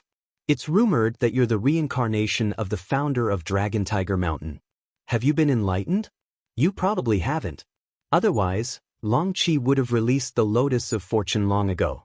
With your Taoist master residence's character, you can't wait to dig the dead out of their coffins to inform them of such a good thing. You enjoy it alone and monopolize the good things. You enjoy it together, you only let people know of your good deeds. Anyway, you don't interfere with either. Zhao Ningxin shook his head and smiled.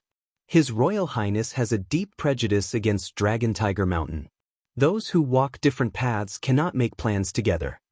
Su Fengnian intertwined his 10 fingers only slightly separated by an inch. Zhao Ningxin said, "Wait a minute." Zhao Ningxin smiled and said, "This time I came to visit the Snow Mountain Villa, I didn't want to get involved in the matter of the Wulin Alliance leader.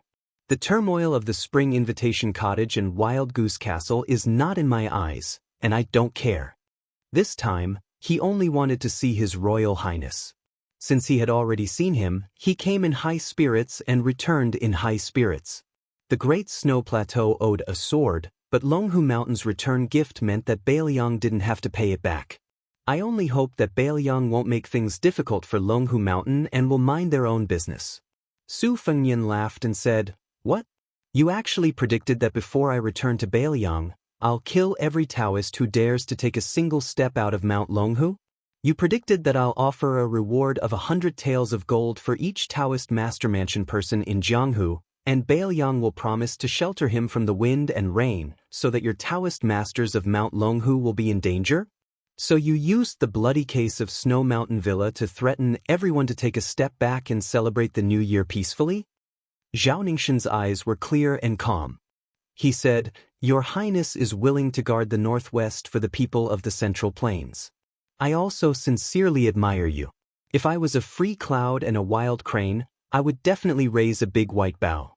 Unfortunately, I have to do things in my position. Since I was born with the surname Zhao, I have to do things that go against my pure heart. I hope your Highness can understand.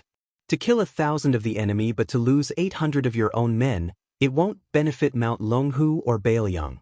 Back then, Mount Longhu didn't allow the first commandery princess to climb the mountain to burn incense. It was the Taoist Master Mansion's fault. That's why when sect leader Hong destroyed a total of 9 Lotus of Fate, the Taoist Master Mansion didn't say anything. Ancestor Zhao Xuansu came out of seclusion and went down the mountain. He intentionally made things difficult for your highness outside the martial emperor city of the Eastern Sea. In the end, it was the cycle of karma and his body died. He painstakingly cultivated for a total of 140 years, but in the end he still couldn't achieve immortality. An eye for an eye, Mount Longhu has nothing to say. Su Fengnian pointed his chin at the red snake with 10 fingers on his hands. With your knowledge, you must have seen through the trick. It's a living tool left by the Catman Han Diaosi outside the Shenwu city. Originally, after the Catman died, it would quickly wither away. But Han Xianxia forgot about the abilities of my otherworldly item. His head is a rare treasure in the world, and it taught me a lot of tricks. Han Xianxia had a very interesting saying, "If you respect me, I will respect you tenfold. If you bully me once, I can't wait to bully you forever." The grudge between Bailiang and Mount Longhu should be blamed on Su Shao or the old emperor. You and I both know very well. How did Prime Minister Yui and Prime Minister Qingxi come about? Wasn't it because the old bastard Zhao Huangqiao accidentally raised an evil dragon that brought disaster to Earth Lung Mountain? Wasn't it because he couldn't suppress it, so he changed his mind at the last minute and changed his mind to appease Mount Longhu, which still had some use for you? Zhao Huangqiao went to the capital and asked the old emperor, who should call him third grandpa, for a decree. In the end, he rushed 800 miles and handed it to him. That's how the legend of an immortal entering Mount Longhu with an imperial decree came about. I borrowed a sword from the snowy plains and used a flying sword to suppress Mount Longhu. Do you dare to fart? When it comes to me, do you think that just because I'm the son of a vassal king who's fishing for fame, you can show the demeanor of an expert and discuss the Tao with me? Chapter 8:36. Zhao Ningxin smiled. I've heard Mr. White Lotus say that His Royal Highness is good at doing business. Now that I've seen it, I know it's true. Let me ask His Royal Highness, has the otherworldly item that's been floating at the bottom of the lake been properly prepared? Do we really have to fight to the death? His Royal Highness' life seems to be much more valuable than mine. What if, and I'm saying what if, both jade and stone are destroyed? Would your Highness, who's good at scheming, lose the jade or the stone in this business deal? Su Fengnian's expression was calm as he replied, we don't have to fight to the death. Even if we really wanted to kill you, we might not be able to. After all, Xianxin's realm was like a pavilion in the sky. A Confucian scholar can only talk on paper and learn from each other. In the end, he's too weak compared to a martial artist who stood up from a pile of corpses. His realm is empty, but once he fights, he'll be exposed. Moreover, Xianxin mistakenly thought that I was only relying on my Vajra physique to pester him endlessly. He died a wrong death. Longhu Mountain has been on guard against me for a long time. I reckon we'll have to meet force with force and experience the Taoists one step into the mysterious finger. In the end, we'll beat you until you can't laugh. No matter what, we'll have to make you half dead. Zhao Ningxin smiled and asked, His Royal Highness is determined to make things difficult for me? Su Fengnian exposed him and sneered. Are you going to wait until Longhu Mountain finishes everything in one fell swoop to enlighten you? Zhao Ningxin closed his eyes and held his breath, trying to hide the faint trace of anger in his eyes. Su Fengnian mocked. Even a clay statue is angry? Zhao Ningxin opened his eyes and didn't say anything. He just spread out his hand. Since you say I'm courting death, then come and kill me. This confidence did not come from the reincarnation of the ancestor of the Zhao family, but from the fact that this young Taoist who often got lost in his thoughts had actually blocked Deng Tea's sword when he was still inexperienced. Not long ago, he had even blocked Lu Songtao, who was both a Buddha and a demon. Su Fengnian supported himself with one hand on the railing and jumped up, looking like he was going to kill the flute-playing Taoist who bore Longhu Mountain's great expectations. However, with Su Fengnian's realm of otherworldly item cultivation, he should have smoothly rushed to Zhao Ningxin. But the latter clearly felt that when Su Fengnian supported himself with the railing, his body stagnated for a moment.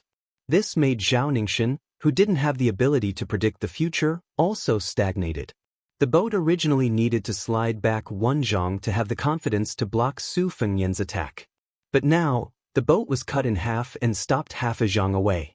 Su Fengnian suddenly moved without any warning. He rushed forward and let go of the railing. The railing behind him shattered into pieces. Zhao Ningxin frowned and didn't move. The boat slid back 1.5 xiang without any wind. When Su Fengnian stretched out his arm to push, Zhao Ningxin put one hand behind his back and the other in front of his chest. The bell didn't make a sound and only struck thunder when it rang. It seemed like a gentle stroke, but it actually created clouds and thunder around his knees. Purple qi lingered around his knees, making Zhao Ningxin look more like an immortal. Su Fengnian didn't rely on his Vajra body like he did when he killed Li Huoli and Xianxia. He rushed forward recklessly, his hands dazzlingly tearing apart Zhao Ningxin's purple clouds and thunder. Zhao Ningxin gently lifted his foot and kicked Su Fengnian's abdomen. Su Fengnian also pressed his palm on Zhao Ningxin's forehead. Almost at the same time, he suddenly exerted force. The boat retreated into the fog like an arrow. Su Fengnian quickly floated back to the outer corridor, bent his knees and stepped on the outer wall. He rushed forward like thunder again and the wall collapsed. Zhao Ningxin, who was in the fog, picked up the dark green bamboo flute and twirled his 2 fingers. The bamboo flute was like a bamboo dragonfly stirring up the fog on the lake. It was like splashing water at Su Fengnian. Su Fengnian's 5 fingers formed a hook and tried to crush the dark green bamboo flute. He still underestimated the flute's majestic qi. He let go as soon as he touched it. His body was bounced to the side of the lake. His feet splashed a lot of water before he could land on the lake. Zhao Ningxin lightly shouted, "Rise." The boat rose several feet from the water and barely dodged a sneak attack under the water from a vermilion robe. The latter flashed and disappeared. When the boat fell, Su Fengnian tiptoed and chopped at Zhao Ningxin. The dark green bamboo flute behind him was like a trapped beast. It was strangled by the flying sword Thunder Pool sword array. Zhao Ningxin, who also fought barehanded, stepped on the bow of the boat and fell into the lake. The whole boat turned over on the water and smashed back to Su Fengnian. Su Fengnian's hand chopped like an immortal touching the top of the head. He smashed the boat into pieces on the spot. His palm pressed down on the top of the head without slowing down. Half of his body was still in the lake. Zhao Ningxin didn't dodge and let Su Fengnian's palm hit on the top of his head. The lake water shook violently, setting off huge waves and hitting the corridor.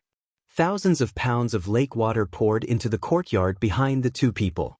Su Fengnian slowly floats down on a wooden plank on the lake surface after the small boat is broken. That palm actually doesn't touch Zhao Ningxin's head at all. This young Taoist qi is at its peak, which is unexpected. Zhao Ningxin floated to the surface and finally saw the real face of the otherworldly item behind Su Fengnian. It was in a red robe with 5 arms and a sad face. Zhao Ningxin said in a deep voice, "Since ancient times, evil things have been chaotic. I can tolerate your domineering highness, but I can't tolerate the otherworldly item. Today, even if I have to sacrifice my cultivation, I will enforce justice for heaven." This time, it was Su Fengnian's turn to stretch out a palm with a gloomy face. His eyes were full of hatred, indicating Zhao Ningxin to enforce justice for heaven. What a good, enforce justice for heaven. On the top of Kuanglu Mountain, there were celestial beings who went out of body. There were celestial beings who were angry and spitting out purple gas. They said that they would enforce justice for heaven. Zhao Ningxin didn't dare to be distracted. He breathed heavily with his palm on the back of his left hand, facing the East Taoist ancestral court Longhu Mountain. "Please." 3 words in 1 word. "Please allow Longhu Mountain. Please celestial beings come down to heaven. Please come down to earth." A portrait of the first ancestor fell to the ground in the mansion of celestial masters. A purple thunder as thick as a pillar blasted down from the sky. After a blink of an eye, Zhao Ningxin's face was blurred and his whole body was purple gold. Chapter 837. There were portraits of the ancestors hanging on the wall of the temple of Dragon Tiger Mountain. The portrait of the first ancestor fell without any wind. A dozing Taoist boy guarding the hall was so scared that he did not dare to pick up the scroll. He hurriedly reported the situation to the residence of the Taoist master. Xianxia, who was in charge of all Taoist affairs, quickly walked into the temple of Dragon Tiger Mountain. She was pleasantly surprised, but there was still a trace of worry in her heart. She knelt down in front of the temple of Dragon Tiger Mountain and carefully picked up the scroll. Bai Yu, an outsider of the residence of the Taoist master, slowly stepped over the threshold. Mr. White Lotus, who thought he was a bookworm, had hurt his eyes from reading, so he walked slower than others. He squatted beside Zhao Danxia and was lost in thought. Zhao Danxia, the head of the Liang Taoist, asked softly, "It's inevitable that fortune and misfortune depend on each other. But in Mr. White Lotus's opinion, how much fortune and misfortune are there?" Bai Yu shook his head and said, "The divinations are a mess. But since Attentive Mind was able to invite the first ancestor of Dragon Tiger Mountain, compared to inviting the 3 modern ancestors 100 years ago to kill Lu Songtao of the devil cult with the 10,000-mile sky thunder nail, Attentive Mind can rest assured. Since he is enforcing justice on behalf of heaven, he will most likely use great fortune to eliminate misfortune. But you really can't think of anyone in the world who can suppress the first ancestor. Wang Xianji is only a few people who can fight, but on the Spring God Lake, Attentive Mind will undoubtedly win. After this battle, it will be a great thing for Dragon Tiger Mountain." Zhao Danxia respectfully hung the portraits of the ancestors in the middle of the wall. After hanging them up, she knelt down and kowtowed. Then she stood up and took a few steps back, looking at the wall that was filled with the portraits of immortals from different dynasties. Even a Jinren like her felt a little high-spirited. Most of these ancestors who had ascended were the biggest protective talismans of Longhu Mountain. They had stood tall for nearly 1,000 years, while the Liang dynasty had only been around for 200 years. If it wasn't for the fact that the #1 blessed land of Taoism, the Earth Lung Mountain, produced an evil dragon that was related to the Dragon Tiger Mountain and affected the Dragon Pool Golden Aura Lotus, this place would have almost become a pillar of luck that was on par with the heavenly gates. Then, it would be guaranteed that the next 500 years of great fortune would be unimaginable. Zhao Danxia suppressed the haze in her heart and thought of Zhao Ningxin, a direct descendant of the Taoist master's mansion, who had blocked Dong Tai's sword when he came up the mountain to greet the ceremony. Her mood was undoubtedly better. She smiled while twirling her beard. "With such a good seedling like Ningxin, we can invite the ancestors so quickly. It's 20 to 30 years earlier than we expected, so we don't have to worry about the lack of manpower. With Mr. White Lotus's wholehearted support, Mount Longhu will have no worries." Bai Yu suddenly rubbed his eyes hard and stared at the dozens of portraits on the wall with a horrified expression. Mr. White Lotus's vision was weak, but his mind was sharp. He vaguely sensed that there was a strange phenomenon. Zhao Danxia's cultivation was profound, so she was only a step slower than Bai Yu. She noticed the abnormality of the portraits on the wall, which had never been seen before. Almost all the portraits of the ancestors showed signs of collapsing. Only the portrait that looked like Xianxia was able to escape. None of the others were lucky enough to escape. Bai Yu muttered absent-mindedly, "Impossible, impossible." The feather minister was uneasy. He knelt down heavily with his right hand covering the back of his left hand and sobbed. This unfilial descendant, Zhao Danxia, kneels down and begs the ancestors to show mercy. In the night, Mount Longhu seemed peaceful, but in fact, there were turbulent undercurrents. A year after Mount Wudong was sealed off, most of the Taoist temples began to welcome pilgrims from all over the world again. However, the temple with a statue of Zhenwu the Great was still closed to visitors. Chen Zhao and Song Zhiming, who were the most senior Taoist priests, lived in seclusion and rarely came out. They only occasionally went in and out of this temple. Fortunately, Mount Wudong was used to these kind old Taoist priests being elusive. Unlike other famous Taoist caves and blessed lands, the slightly senior Taoist priests were busy entertaining high-ranking officials and dignitaries. How could they have the time to concentrate on cultivation? After the old chief, Wang Zhonglo, Mount Longhu had 2 young new chiefs. However, the incense in Mount Wudong did not decline but instead became more and more prosperous. This made the Taoist and Taoist children on the mountain feel happy. However, with the example of the senior Taoist, they did not feel that they should be condescending when the incense was prosperous. Even the youngest chief in the history of Wudong, Li Yufu, was no different from an ordinary Taoist. Other than personally teaching subjects every day, he often set up a stall to tell the fortunes of ordinary pilgrims. Some illiterate pilgrims also asked him to write letters home. Li Yufu did not refuse any of them and wrote in regular script meticulously. The pilgrims all said that after sending letters, their families became more prosperous. In the beginning, pilgrims from scholarly families advised the people that disturbing the chief would delay the great Taoist master's cultivation to achieve immortality. However, Li Yufu personally comforted the people, saying that cultivation was to cultivate to be an ordinary person. It did not matter if one could not cultivate to become an immortal. Eating, sleeping, reading, and writing were all part of the cultivation, which meant that they were cultivating to be an ordinary person. Once they cultivated to have a normal heart, it did not matter if they could not cultivate to become an immortal. Eating, sleeping, reading, and writing were all part of the cultivation. A maxim began to circulate in Jianghu. The people of Jianghu cultivated immortality, but Mount Wudong cultivated ordinary life. In the temple, Qin Yao, the most senior person of Mount Wudong who was in charge of discipline, stood solemnly at the threshold of the temple. He looked at the statue of Zhenwu, great emperor in the temple. Beside him was Song Jiming, who was more than 140 years old and had experienced 4 chiefs, and Yu Xingrui, the master of the current chief of Mount Wudong, Li Yufu. The 3 Taoist priests looked extremely solemn.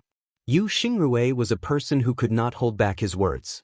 He whispered to his 2 senior brothers. When His Royal Highness returned to Bailiang after traveling Jianghu for the 2nd time, he kept asking us about the difference between Mount Longhu and Mount Wudong's methods of inviting deities. According to the scale of this grand ritual of Zhou Tian, which deity of Mount Wudong would you like to invite? Originally, if little junior brother was willing to ascend, it would not be too difficult to invite ancestor Lu to descend. At least it would be slightly easier than attaining immortality. But then again, even if it is not as difficult as ascending to heaven, with His Royal Highness's current cultivation, the key has never been cultivation. Even with Mount Wudong's 81 peaks as the grand ritual of Zhou Tian, it may not be possible to invite a deity who should not be tainted by the mortal world. Senior Brother Chen, Senior Brother Song, to be honest, I've always been unwilling to let Mount Wudong get involved in the secular world's struggle for tripod cauldrons. It goes against Ancestor Lu's teachings. Song Jiming smiled and said, Mount Longhu is anxious. They can't wait to transfer the fate of the entire Dragon Lake to that little celestial master so that he can enlighten his orifices. But cultivation is like climbing a mountain. One has to be down to earth and climb the stairs. There is no such thing as letting the mountain come and help me. Mount Longhu has produced many deities with the surname Zhao, but before the old Taoist priest could finish, Qin Yao suddenly turned around. A bolt of purple thunder smashed down from the sky. Qin Yao frowned and said, that little celestial master is indeed not vulgar. He forcefully enlightened his orifices at such a young age. How good would it be if he could do it step by step? There is one more fully deserving Taoist priest in the world. So what if he suppresses Mount Wudong? At this time, the 3 seniors of Mount Wudong did not know that the 5 words, banishment to 3,000 miles, on the statue of Zhenwu the Great behind them were gradually disappearing. Chapter 8:38. On the Spring God Lake, there were many navy warships. The king of Jing and Zhao Sun personally boarded one of the yellow dragon warships. Beside the king, who was wearing a bright yellow robe, there was a woman with a white veil covering her face. She had a graceful figure. The strategist behind the scenes, who had been following him like a shadow, did not follow him today. The reason was that Zhao Sun was selfish. After the sudden death of the old king of Jing and Zhao Heng, the number of trusted aides of the young king could be counted with one hand. Among them, there was only one man and one woman that he trusted. There was no need to talk about the blind Lu Su. Both the old and the new king treated him as a national scholar. Zhao Sun was also well aware that in addition to the shaky title of King of Jing, and the most precious thing was still the strategist with extraordinary military strategy. Zhao Sun sincerely valued Lu Su, even to the point of reverence. But because of this, when Lu Su intentionally or unintentionally showed indifference to the woman beside him, it made Zhao Sun very embarrassed. He was afraid that Lu Su would be displeased. As the Lord of Qingzhou, he never brought the woman into the Jing'an palace. Instead, he hid her in a golden house in the city. For her, he even avoided the matter of concubines several times. It was enough to show her position in the young king's heart. Zhao Sun quietly reached out his hand, wanting to hold her hand, but she gently glared at him. The young king resentfully withdrew his hand. Not only was he not annoyed by her insensitivity, he was instead full of joy. This kind of woman was the most similar to the woman who was destined to be unattainable in this life. Nominally, the previous Princess Jing'an, Pei Nanwei, had already died for love. If she was at his beck and call, and obedient to his every command, even if the woman beside him looked like Pei Nanwei, Zhao Sun would not favor her and would have long regarded her as a chicken rib. Zhao Sun looked around. The Qingzhou Navy was majestic in his eyes. He was also confident that he could make the Qingzhou Navy more powerful than the Guangling Navy. At this time, his heart was full of ambition.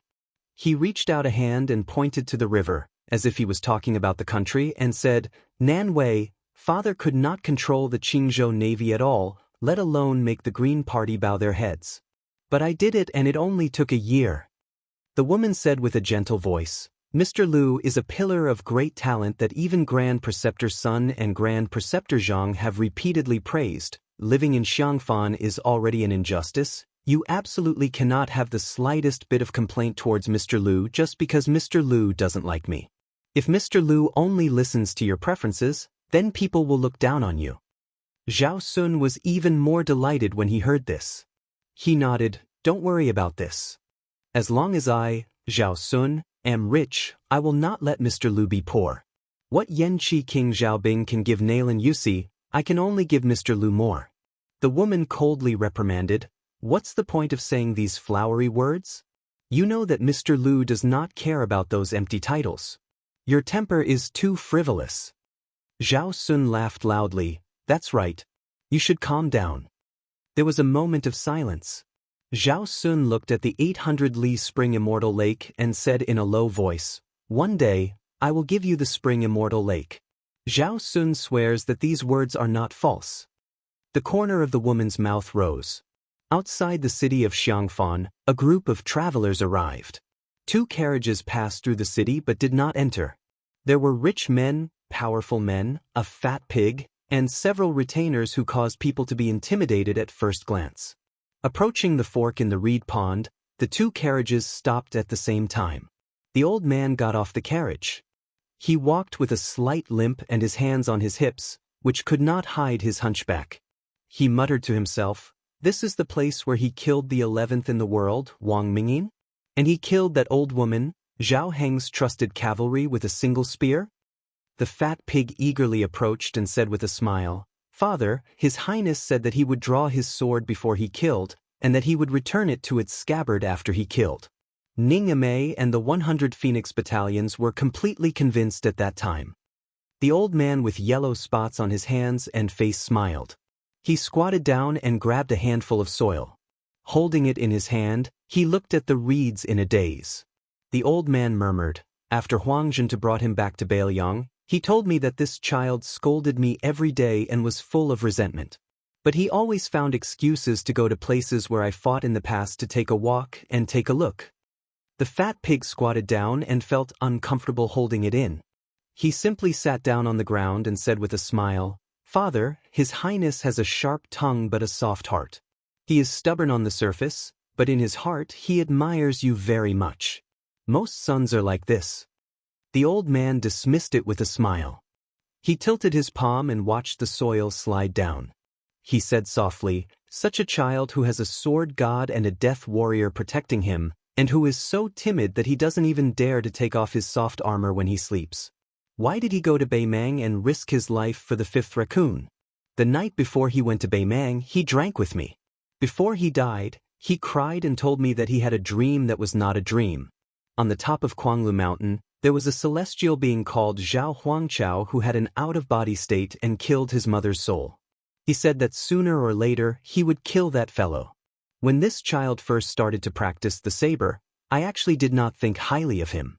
But I know that revenge is one thing, wanting to take revenge is a matter of course. Whether he can do it or not is another matter. But if he wants to take revenge, whether he will do it or not, whether he will suffer hardships and then give up is another matter. In terms of status, if you add up all the places in Liang and Beimang, or even up to the spring and autumn period and the Central Plains, the number of people who are better than him can't be counted with two hands. However, to be able to dare to kill Su Huainan, kill the fifth raccoon, kill Luo Yang, kill the celestial being, and persist in doing what he wants to do step by step, it really can't be considered many. The old man wiped his sleeve with the hand that was grabbing the mud, and then took out a jade bracelet that had a few strands of green left in it from his other sleeve. The jade was dropping too quickly, not to mention that it was of a tender type and had a poor water source, so it wasn't worth much. The old man smiled and said, "When I was young, I had the best taste in women in the world, so I was a complete mess when it came to choosing these things. I wholeheartedly wanted to earn money to buy something presentable for my future wife, but I couldn't save any money, so I shamelessly borrowed 50 taels of silver from Sun Ping. In the end, I bought this damn bracelet, but it began to drop a few days after I gave it to her. Only then did I know that I had been cheated badly." However, the child's mother didn't mind and kept wearing it. The old man placed the bracelet on his skinny cheeks. "It was cool," he said softly. "That night, bald Donkey Yang asked me to drink. She said she was going out to buy more wine. She took off the bracelet and put it in her room. At that time, I didn't think much of it." The old man continued speaking. He put the bracelet back and slowly stood up.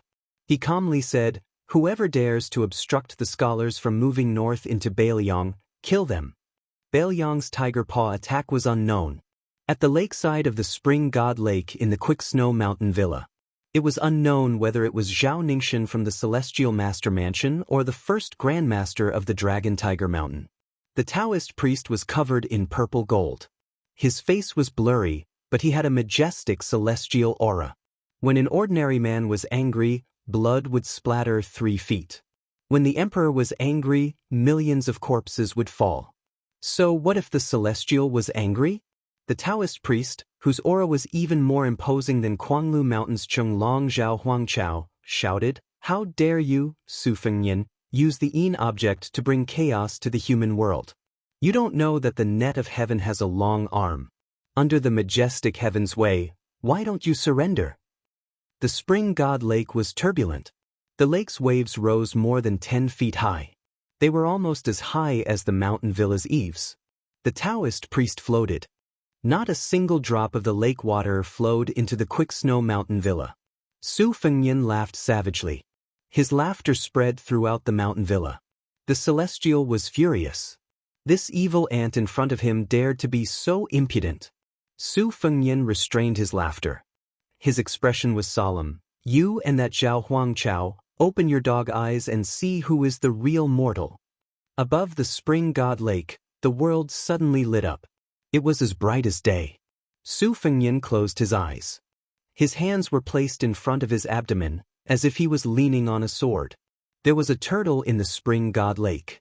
There was a wordless heavenly steel on the turtle's back. The turtle's back, which was as big as a hill, slowly appeared. Su Fengyan stood alone. Behind him, a celestial's golden foot suddenly stepped on the turtle's back. A giant python rolled out of the lake and coiled around the turtle. After the golden foot, a glorious golden body appeared in the world. It was 100 feet tall and looked down on the world. The Zhenwu Great Emperor guarded the north and ruled the Black Tortoise. The sound of Sanskrit and heavenly music was endless. A celestial maiden scattered flowers in the sky. They appeared in a flash and then disappeared in a flash. Su Fengyan said slowly with an expressionless face. His voice was as loud as a bell. "How can a celestial be in front of Zhenwu?" The face of Zhao Ningxian, who was more majestic than the emperor of the mortal world, suddenly blurred and became clear. The purple and gold aura around his body could not be maintained. With a slight hesitation, Zhenwu Great Emperor, who was hundreds of feet tall, raised his hand and chopped down with a huge sword that did not have a solid shape. It directly shattered the so-called celestial body of the first Dragon Tiger sect's ancestral master. 1,000 miles away, the Dragon Lake in the Heavenly Master Mansion was boiling. None of the lotus of providence was left. They all withered and withered, leaving only a small bud floating helplessly. A middle-aged Taoist living on Mount Longhu was flustered and exasperated. His body seemed to be bound by the supreme heavenly Tao. His knees were forced to the ground, creating 2 pits. That was not all. His head was pressed down as well.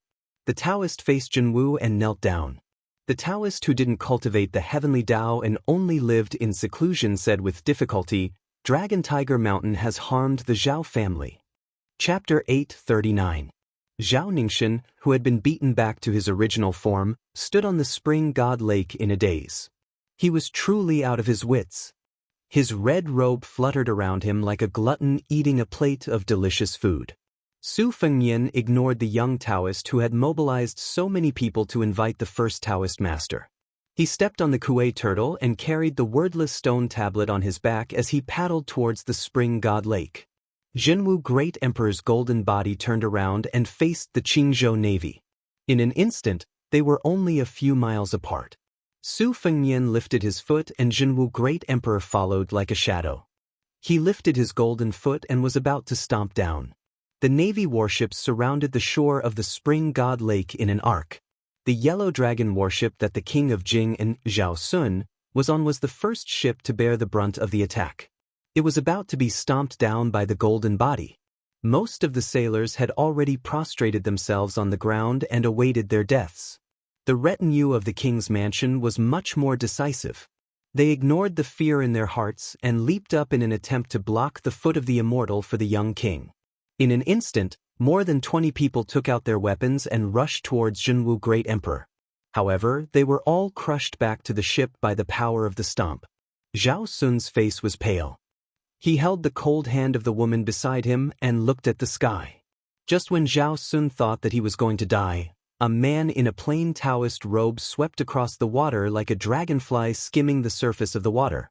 He stepped on the flags of the warships and crashed into Jinwu Great Emperor's foot. Su Fengnian hesitated for a moment but still stepped down slowly. Jinwu Great Emperor continued to step down. The young Taoist's shoulder was badly mutilated. He gritted his teeth and said, "Your Highness, you can't rely on the power of heaven to kill people.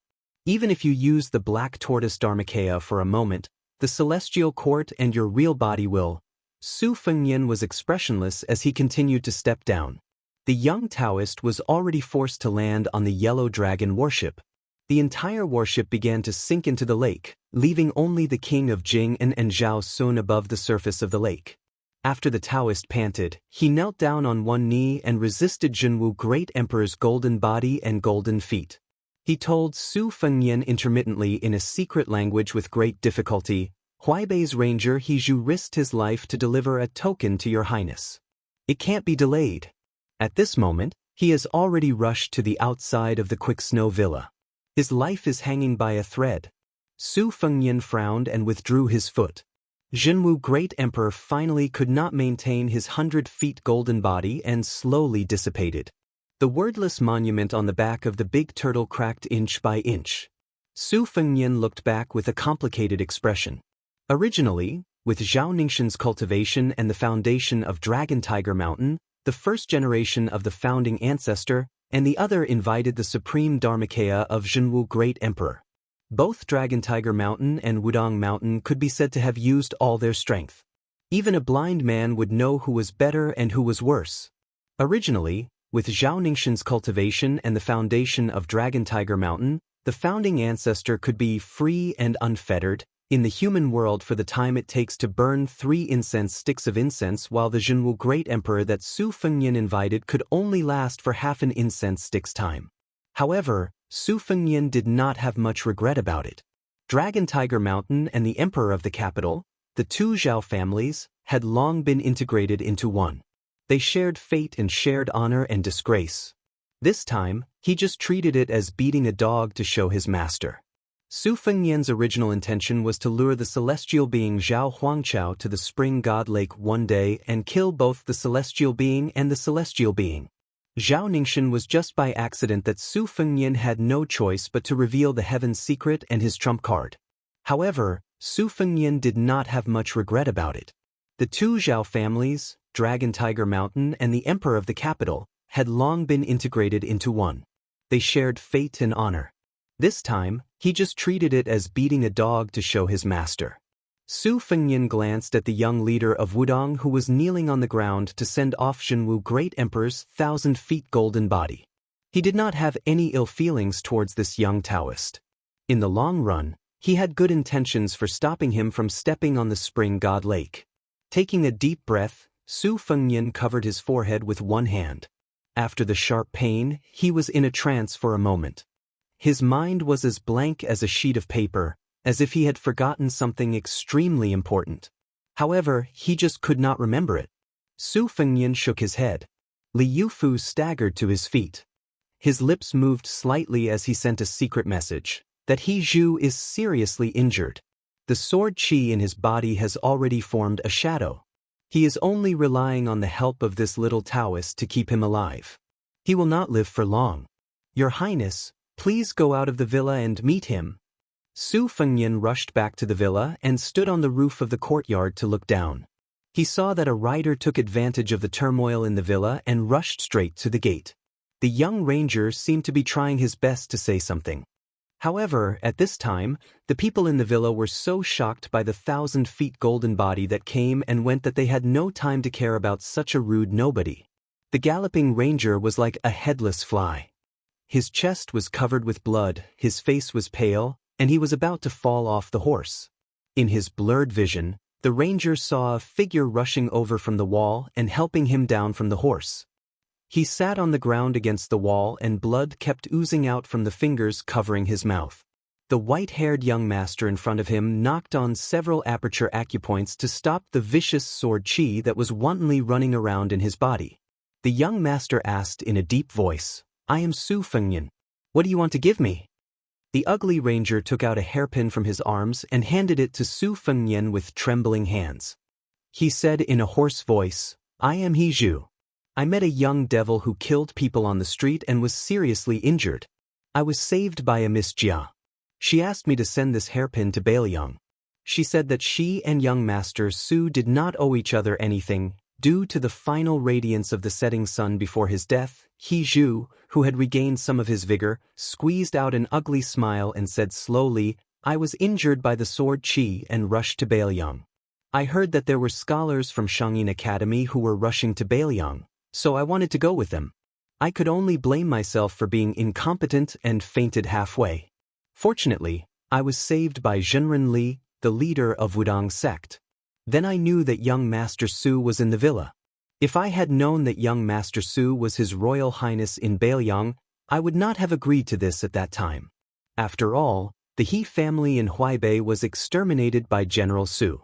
But since I have promised Miss Jia, I have to keep my promise. Su Fengnian held the blood-stained hairpin tightly and asked softly, How is Miss Jia? The ugly ranger said worriedly, I only know that Miss Jia has been fighting with 3 powerful devils for a long time. One of them has an amazing sword qi and killed people along the way. He calls himself Cut Willow. The other 2 also have an accent of Beimeng. Zhenren Li of Wudong sect has revealed the secret of heaven.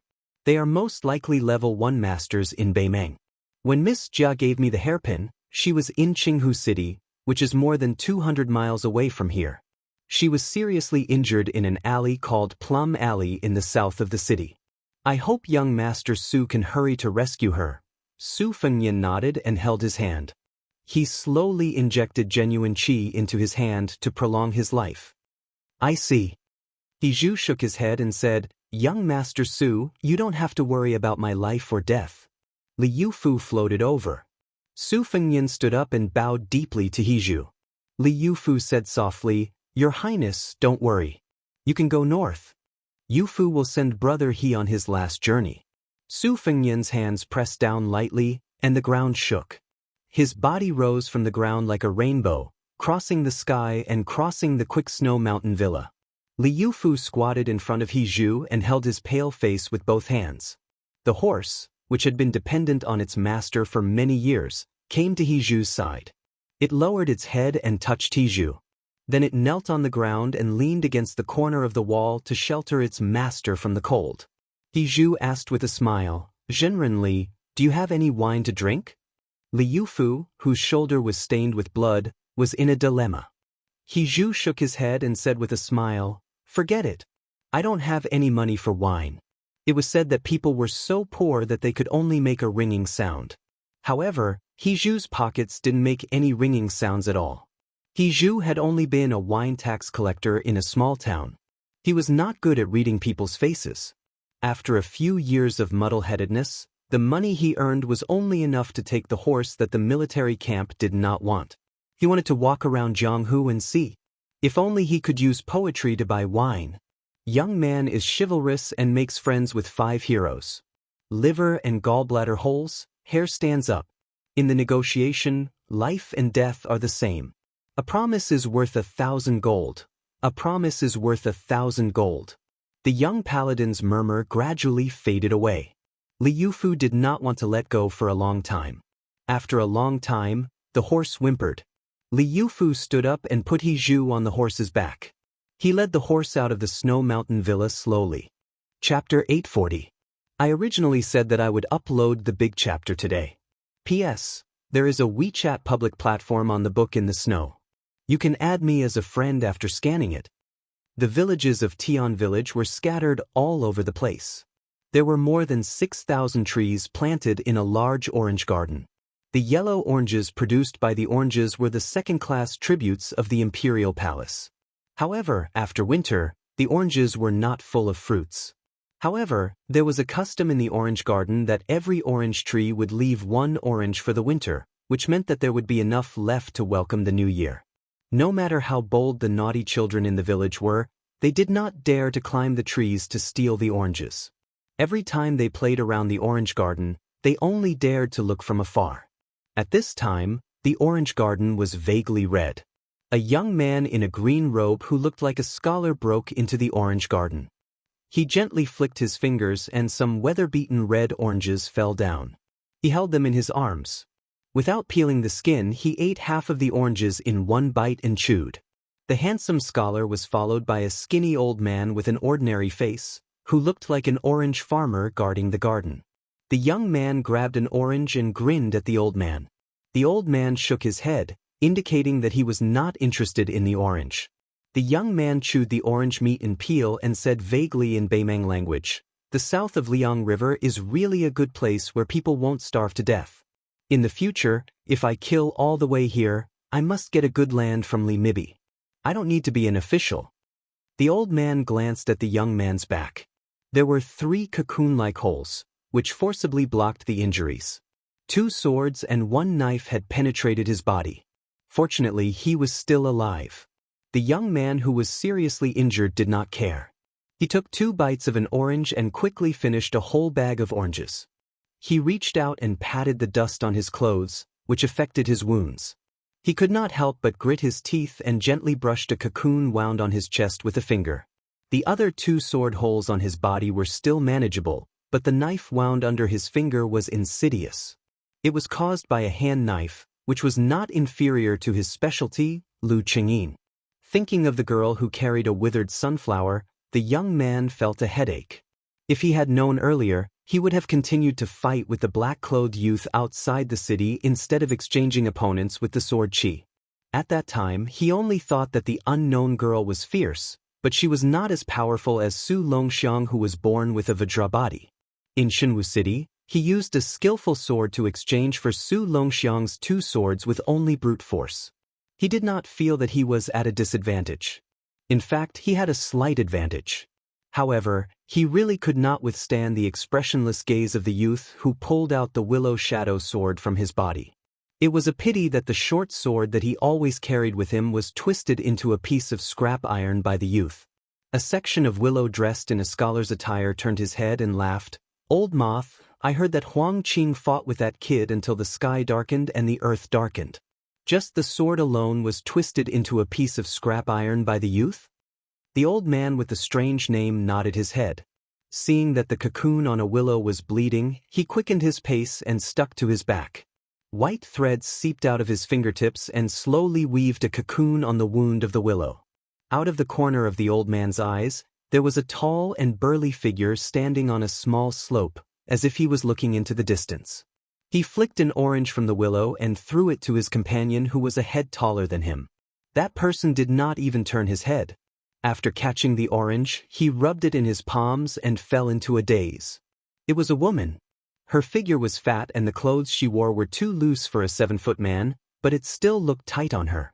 She wore a Beimang woman's 5 weapons pendant on her head, and her face was smeared with yellow tassels. Unfortunately, her appearance was below average. Not only did it not add to her beauty, but it also made her look nondescript. A jade belt was tied around her waist. Hanging from it were small knives, small pouches, small flints, and many other small and practical objects. It was a dazzling array. She looked like a woman who knew how to live her life. She glanced at her, squatted on the ground, and rubbed his cheeks hard. He sighed heavily. He and 2 other genuine level 1 masters were still being chased by the little girl. Where was the justice? He and Old Moth were not only level 1 masters, but also the top figures in the spiderweb who were extremely proficient in assassination. If the news spread out, not only would he lose face, but the spiderweb would also lose face. Even Old Moth, one of the 2 cocoons of the spiderweb, said that the little girl was born to be in this bowl of rice. However, the little girl's days were bleak. She suffered from Old Moth's cocoon bind and Murong Nyang's palm, and one of her arms was crippled by him. She was not far from death, but she was still unwilling to give up.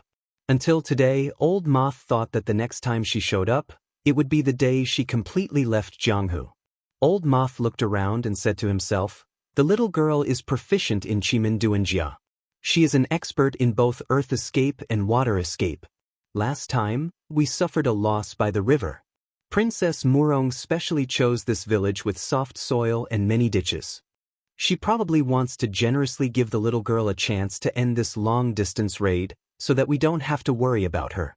Old Moth sneered and said, "The little girl is very clever. She won't take the bait." Chapter 841. Beimang's cobweb elder, who was nicknamed Old Moth, shook his head and laughed. The young lady's methods are ingenious, but unfortunately, her body can't keep up. She's continuously injured and won't be able to hold on for long. If the princess is more ruthless, she won't even give us this opportunity. With the 3 of them relying on each other, the young lady might have died silently on the way. It's a pity.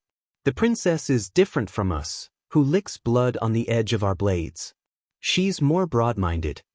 One section willow glanced at the sturdy back of the woman and smiled knowingly.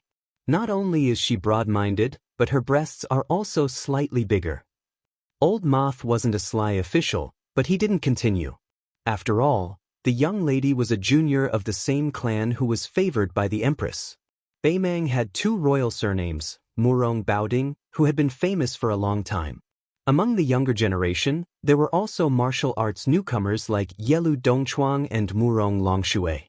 Their cultivation realms were even higher than Tuoba Chunsun, who had just entered the Vajra realm. Although Princess Murong's looks were indeed a little out of the ordinary, she had a good reputation in Beimang. She was familiar with the local customs of Liang like a scholar from the Central Plains. What was even rarer was that even though she was a descendant of the imperial family and had absolute arts, her temperament wasn't the slightest bit disagreeable. If it were any other lady of the imperial family who heard one section Willow's criticism, they would fly into a rage out of humiliation on the spot. The woman who was as famous as Yelu Dongchuang was flipping oranges in her palm. For some reason, she thought of something. Her aunt smiled and asked her, if Beimang annexed Liang, they would inevitably be affected by the customs of the Central Plains. How long would the Beimang men be able to continue practicing martial arts? If they couldn't even hold on for 100 years, what was the point of Beimang marching south? At that time, there was also a princess who liked marten headscarves. Her answer was that millions of people would die in exchange for the unification of Great Qin in the next 100 years. It would be a profit, not to mention that her aunt's name would be remembered for 1,000 years. No matter how lousy a shopkeeper or scheme was, it wouldn't be a loss. Murong Longshui clearly remembered that when the lady, who was also a princess, said this, her eyes were sharp as she looked at him provocatively. Murong Longshui's mood became a bit gloomy. During this journey with Senior Yi Lu and Spiderweb, They were constantly harassed by that little girl. Yi Lu was obviously annoyed. In the dangerous battles, she had killed more than 30 innocent women and children. Even though she wasn't happy about this, she couldn't say anything. Beimeng and Liang seemed to be peaceful on the surface, but that was only because of the lives of hundreds of thousands of soldiers. During the several expeditions to the north, the soldiers who died in battle didn't have time to bury their bodies and had to dig up graves. Over the years, the people of Beimeng had dug up their graves countless times. They shouldn't implicate their wives and daughters, and the dead were more important. It was better to squash enmity than to keep it alive. Many of these universal principles were not worth mentioning in the face of national enmity. Murong Longshui had traveled alone to Beimeng many times and had seen many children in the north. Even though their ancestors had stayed away from the chaos of war for generations, when Liang was mentioned, they would all grit their teeth and look ferocious. There was not a single bit of innocence to speak of. One of the tribes spent a lot of money to buy a Central Plains woman who had been kidnapped to Beimeng. She had been pregnant for several months, but she was cut open and died. A group of youths who weren't familiar with horse riding wantonly stepped on her corpse. Murong Longshui, who suddenly came back to his senses, saw the scene in his field of vision and was clearly stunned. A skinny girl carrying a withered sunflower walked over lightly. The closest Murong Longshui got to her was when he was escorting a branch of willow to escape. In an alley, he was slashed diagonally by the little girl's hand blade. Even though he crossed his arms to block the attack, he was still sent flying several feet away. However, the girl did not have it easy either. She was bound by one of the twin cocoons of the spiderweb. Murong Longshui did not care about bullying her with numbers. After rolling, he bounced back up and landed a solid palm strike on the girl's body. The young assassin smashed through the alley wall and disappeared in a flash. Murong Longshui did not care about bullying her with numbers. After rolling, he bounced back up and landed a solid palm strike on the girl's body. The young assassin crashed into the alley wall and disappeared in a flash. Murong Longshui did not have much malice towards her. However, this girl's disruption had delayed too much of the Taiping commandery's plan. She had to die.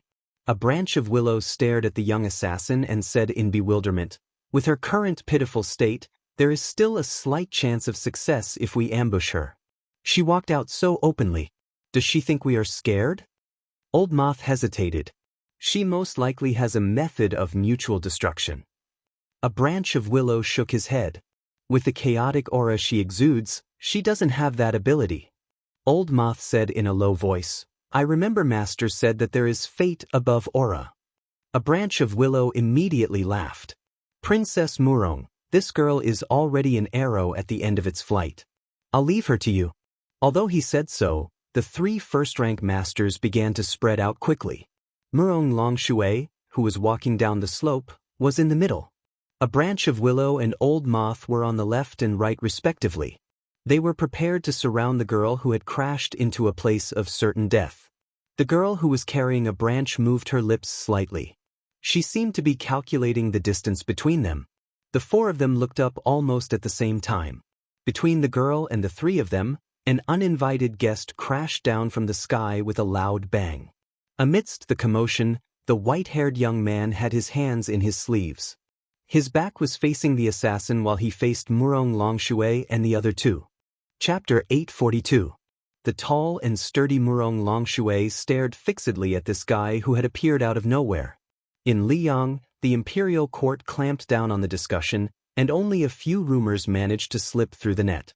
Therefore, the discussions about the Crown Prince of Bailiang were mostly superficial. They talked about how domineering he was in Great Peace City and how he made enemies with the students of the Imperial College. However, Beimeng was completely different. It was precisely because of this guy's trip to Beimeng that the world was turned upside down. Murong Longshui and the old enemy with the surname of Yelu were both interested in Liang because of him, so they personally went down south. No matter what kind of dishonorable and crooked method this person used to kill Raccoon Diwu, Murong Longshui still admired him. If she put herself in his shoes, she believed that if she went up against Tooba Chunsun, who was protected by 2 great demons, the Rainbow Python and the Lightning Spear, then she would have a slim chance of survival. Murong Longshui hesitated for a moment and stared at this man of the same age who was tired from traveling and whose lips were chapped. Before a fierce battle that was destined to be a life-and-death battle, she smiled and threw the tangerine in her hand out. She thought that if this man generously accepted the tangerine and ate it before fighting, it would be a wonderful thing that could accompany drinking in the future. He naturally had a heroic demeanor of not caring about life and death.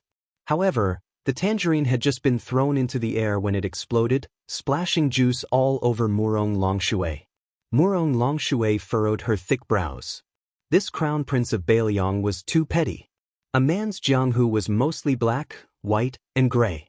A woman's jianghu was filled with many different thoughts. Murong Longshui was no exception. Yulu saw Murong Longshui suffer and was secretly delighted. His mind was filled with the comical scene of a handsome guy being pressed down by a 200 kilograms female warrior and beaten into a pig head. Old Moth was not as carefree as Old Moth. His footsteps were steady and he was not in a hurry. The current situation was no different from a heaven-sent opportunity for the three of them. That crown prince was being dragged down by the heavily injured young lady. It would be easier for him to fight the three of them alone. A willow leapt onto the branch of an orange tree beside him and looked into the distance, ensuring that there were no large groups of cavalry participating in the encirclement. It was better to be safe than sorry in other people's territory. After Su Fengyan landed on the ground, she took a deep breath and ran towards Murong Longshui, who was the closest to her. Along the way, she bypassed several orange trees that were bleak and desolate. Unlike Su Fengyan, she was so agile that she crashed into Su Fengyan. The two of them instantly collided. Su Fengyan pushed Murong Longshui's knee down with one hand and her 5 fingers were like hooks, slashing at Murong Longshui's thigh fiercely. The moment before the flying swords pierced into Murong Longshui's body, a willow that had been leisurely gathering branches from a distant orange tree finally made its move. It threw branches at Murong Longshui and Murong Longshui, who were in the middle of a fierce battle, accurately blocking the attacks of the flying swords. Murong Longshui crossed her arms to protect her cheeks. The orange tree was shattered inch by inch, and the sky was filled with broken branches. Murong Longshui ignored the bone-piercing pain and rushed over to Murong Longshui's chest. In the blink of an eye, Su Fengyan made a decision that would cause both of them to lose. Not only did she not pull back her fists, she planted her feet into the ground, and her fists moved smoothly. Just as all the flying swords were about to pierce into Murong Longshui's body, a willow that had been leisurely gathering branches from a distant orange tree finally made its move. It continuously threw branches at Murong Longshui and Murong Longshui, who were in the middle of a fierce battle, accurately blocking the attacks of the flying swords. Murong Longshui crossed her arms to protect her cheeks. The orange tree was shattered inch by inch, and branches and leaves filled the air. Murong Longshui ignored the bone-piercing pain and rushed over to Murong Longshui's chest. In the blink of an eye, Su Fengyan made a decision that would cause both of them to lose. Not only did she not pull back her fists, she planted her feet into the ground, and her fists moved smoothly. Just as all the flying swords were about to pierce into Murong Longshui's body, a willow that had been leisurely gathering branches from a distant orange tree finally made its move. It continuously threw branches at Murong Longshui and Murong Longshui, who were in the middle of a fierce battle, accurately blocking the attacks of the flying swords. Murong Longshui crossed her arms to protect her cheeks. The orange tree was shattered inch by inch, and the sky was filled with broken branches. Murong Longshui ignored the bone-piercing pain and rushed over to Murong Longshui's chest. Su Fengyan's fists collided with Murong Longshui's chest. She instantly made a decision that would cause both of them to suffer. Not only did she not withdraw her fists, but she also realized that the flying swords within 10 feet were like locusts. Su Fengyan pointed his forehead downwards and knocked on Su Fengyan's head. Murong Longshui's majestic body swung backwards, but his arms were held back by Su Fengyan, not giving him a chance to escape. Murong Longshui roared angrily and shook his arms, causing ripples to spread out and shake off the restraints. Su Fengyan's 10 fingers drew 10 bloody grooves on her arms so deep that her bones could be seen. Murong Longshui lowered her head, and her thigh-thick arms quickly wrapped around Su Fengyan's shoulders. If anyone saw this, they would mistake it for a lover's warm embrace, and it would be difficult to tell that there was killing intent hidden in all directions. Murong Longshue's body fell backwards, pulling Su Fengnian's entire body into the air. He tried to send Su Fengnian's head into the mud. Su Fengnian's hands gently patted on the wet mud, and in an instant, it was as if fog was rising in spirals.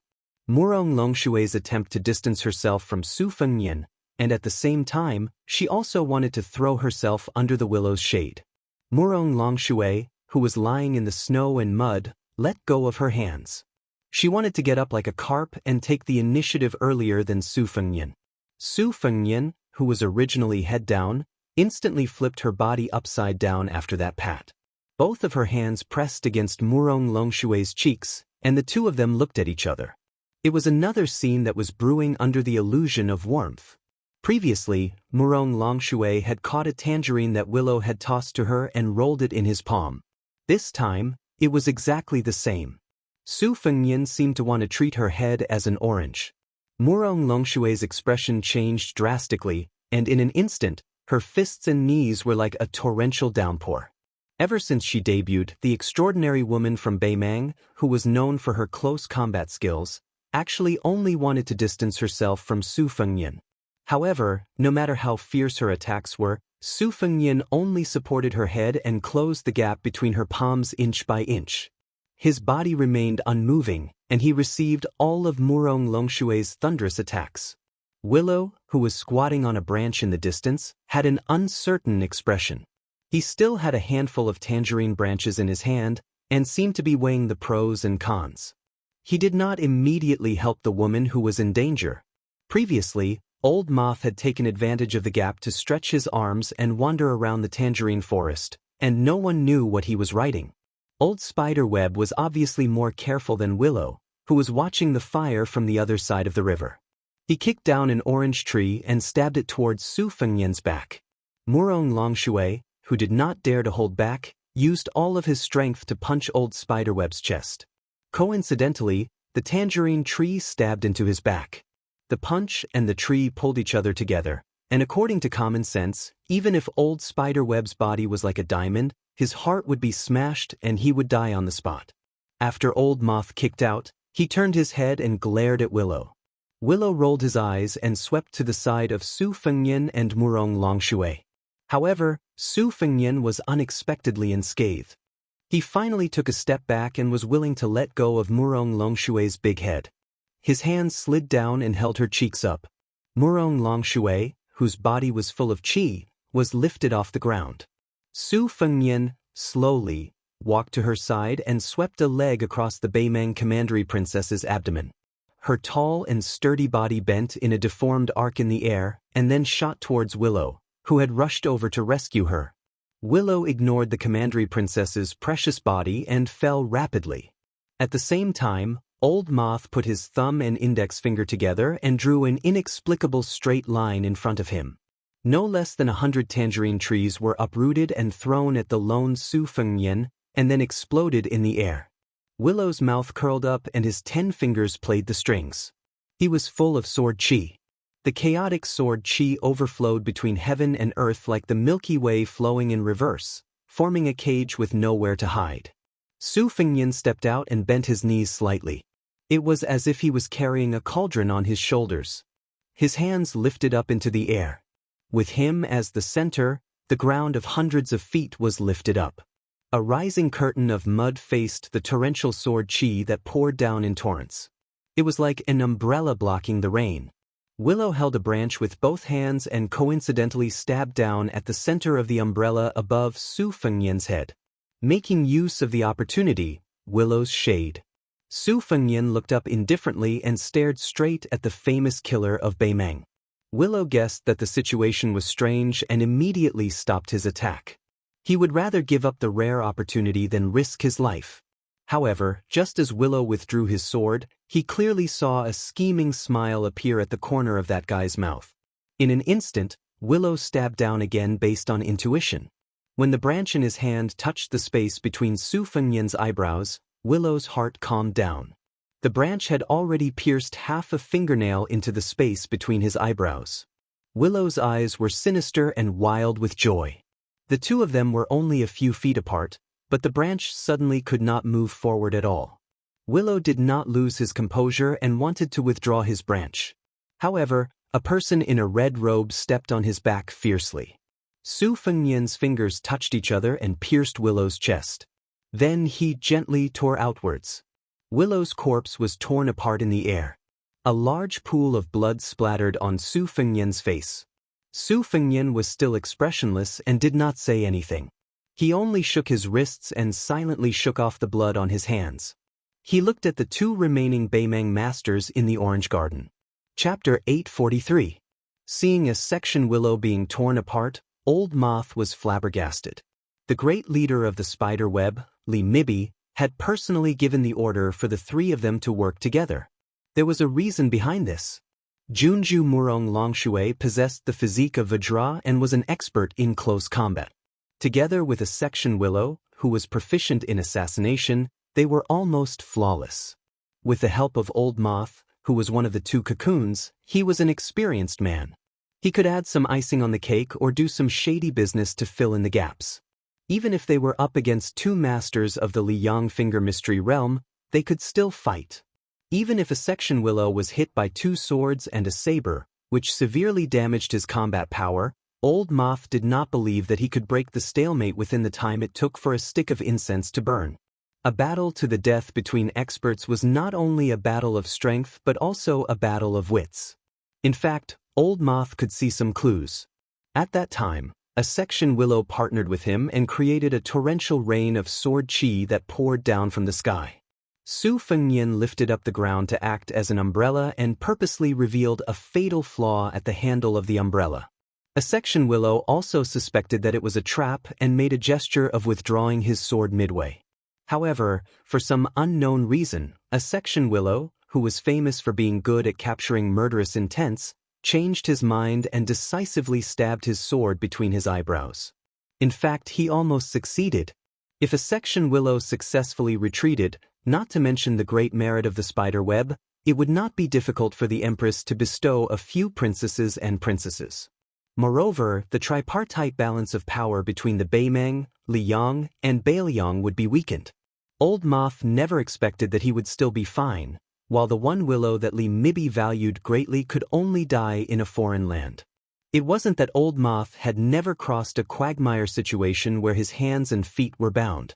A few years ago, he had even surrounded a finger-profound realm cultivator who wasn't willing to be recruited by Northern Mang with another cocoon. That was also a life-and-death battle. A newborn calf was not afraid of a tiger, but a middle-aged man would be afraid of death, let alone an old man like Old Moth who had licked blood from the edge of a blade for most of his life. He began to miss the canary he kept in the private courtyard of Northern Mang more and more. Old Moth always liked to pinch her body until there were strings of bruises on her body.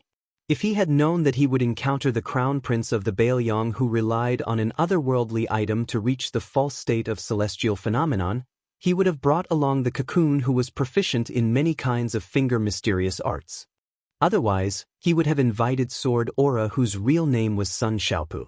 Murong Longshui sat cross-legged on the ground. The severity of his injuries could not be seen. He smiled at Su Fengnian and said, "I heard that you met Tuoba Chun's son on the grassland. You were besieged by him, the thunder spear Duanhua Erwi, and the colorful python brocade sleeve man. At that time, I reckon that you had just entered the Vajra realm. Unexpectedly, you killed one of them. I believe you, but I have always been curious about how you did it. Now I somewhat understand that my trip to Liang was not in vain." Su Fengnian leisurely walked toward Old Moth and said to Murong Longshui, "That time, I was chased around like a dog. Duanhua Erwi's thunder spear even pierced a hole in my body. It was a bit miserable. But to be honest, after killing the devil Xie Ling at the Duckhead Green Inn, I am not too afraid of the so-called first-grade masters. After all, I have fought with Luo Yang and the Fifth Raccoon. So, it doesn't matter whether I am a fox borrowing the tiger's might or not. I don't expect to kill all of you in one breath. But if we have to talk about who will pay a bigger price, it will definitely be you who are unfamiliar with this place after a long time." Murong Longshui stood up and said playfully, Regarding the matter of cultivation backfeeding, there seems to be a saying that the well water does not interfere with the river water. Regarding the death of the fifth raccoon, I once asked the Qilin spiritual master about it. The imperial preceptor said that the well water in your body has dried up and there is not a drop left. Naturally, the water from the Princess Tomb's otherworldly item will flow backward. If it were someone else, their meridians would have exploded. However, I don't know if I misunderstood or if His Royal Highness is scheming against us again. He deliberately used a trick to make it seem like your well is not dry anymore. If you continue to let the Zhu robe otherworldly item instill cultivation into your well, I am afraid that it will leave irreversible sequelae. If we take risks again and again, we will eventually lose the right path of the art of war. Today, a willow horse has lost its front hooves. Tomorrow, it might be His Royal Highness who has a great king of Bailiang in his pocket. Su Fengnian stopped and said with a smile, "You can see that?" Murong Longshui was slightly stunned and seemed to be a bit annoyed. He pointed at Su Fengnian's hair and said, "Your Highness, aren't you asking the obvious? Your white hair is showing signs of turning black. Even a blind person can see it." Su Fengnian nodded and then shook his head. Using his familiar northern Mang accent, he said, "You didn't guess wrongly. After I lost the Great Yellow Court, I finally started to recover my vitality.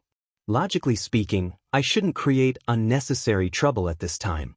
However, you, Murong Longshui, the northern Mang princess, the precious daughter of Murong Baoding, came to Liyang to assassinate me.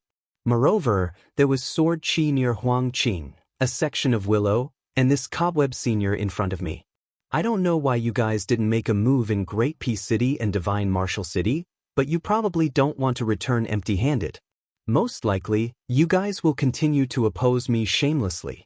Since I finally gained the upper hand today, even if I kill 1,000 enemies and lose 800 of my own men, I will still gain 200. After I return to Northern Liang, it doesn't matter whether I am a second-grade martial artist or a first-grade martial artist." Murong Longshui's eyes were sincere as he smiled and said, "To be honest, Spiderweb sent out 2 cocoons and several poles to the south this time. Their original intention was to assassinate your highness, but they were stopped in Great Peace City, so they didn't dare to act rashly. However, I didn't plan on getting involved in this mess from the start. I went south to investigate the demon Luo Yang's whereabouts and confirm whether Broken Spear Deng Mao and Yelu Dongchuang followed Luo Yang out of Beimeng. After Han Diaoxi was killed by your highness outside of Shenwu City, Spiderweb completely gave up on the idea of fanning the flames. Instead, they turned to investigate the plans of the greatest threat to Beimeng, Luo Yang. However, Su Longxiang and the little girl behind your highness made things difficult for us. We are also very troubled. After these 2 fights, Beimeng didn't know whether to laugh or cry. Right now, Luo Yang should have sensed that Spiderweb was going to deal with this. If Spiderweb retreated back to Beimeng unscathed, Grandpa Li would be so worried that he would break many of his roots. As long as your highness is willing to watch from the side and watch the tigers fight, Murong Longshui will owe your highness a favor. How about it?" Su Fengnian said in surprise, "Isn't Yelu Dongchuang a relative of Beimeng's imperial family? How did he get involved with Luo Yang?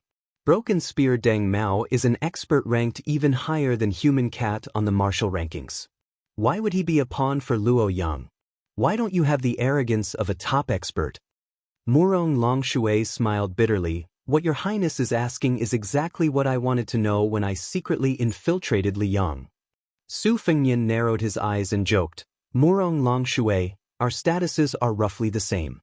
Look, when I went to Beimeng, I killed 2 of the top 10 demons of the demonic path, as well as the Mountain Lord of Soldier Mountain. Aren't you envious?" The tall and sturdy Murong Longshui smiled sweetly. "You're a man, and I'm a woman. What's there to fight for? Sooner or later, I'll marry and become a wife. If you want to fight for your dignity, that's the duty of that stuffy Yelu Dongchuang." Su Fengnian smiled. "Straightforward, I like it. Then you can leave. Don't forget you owe me a favor." Murong Longshui smiled and asked, "Really?" Chapter 844. Su Fengnian waved his hand.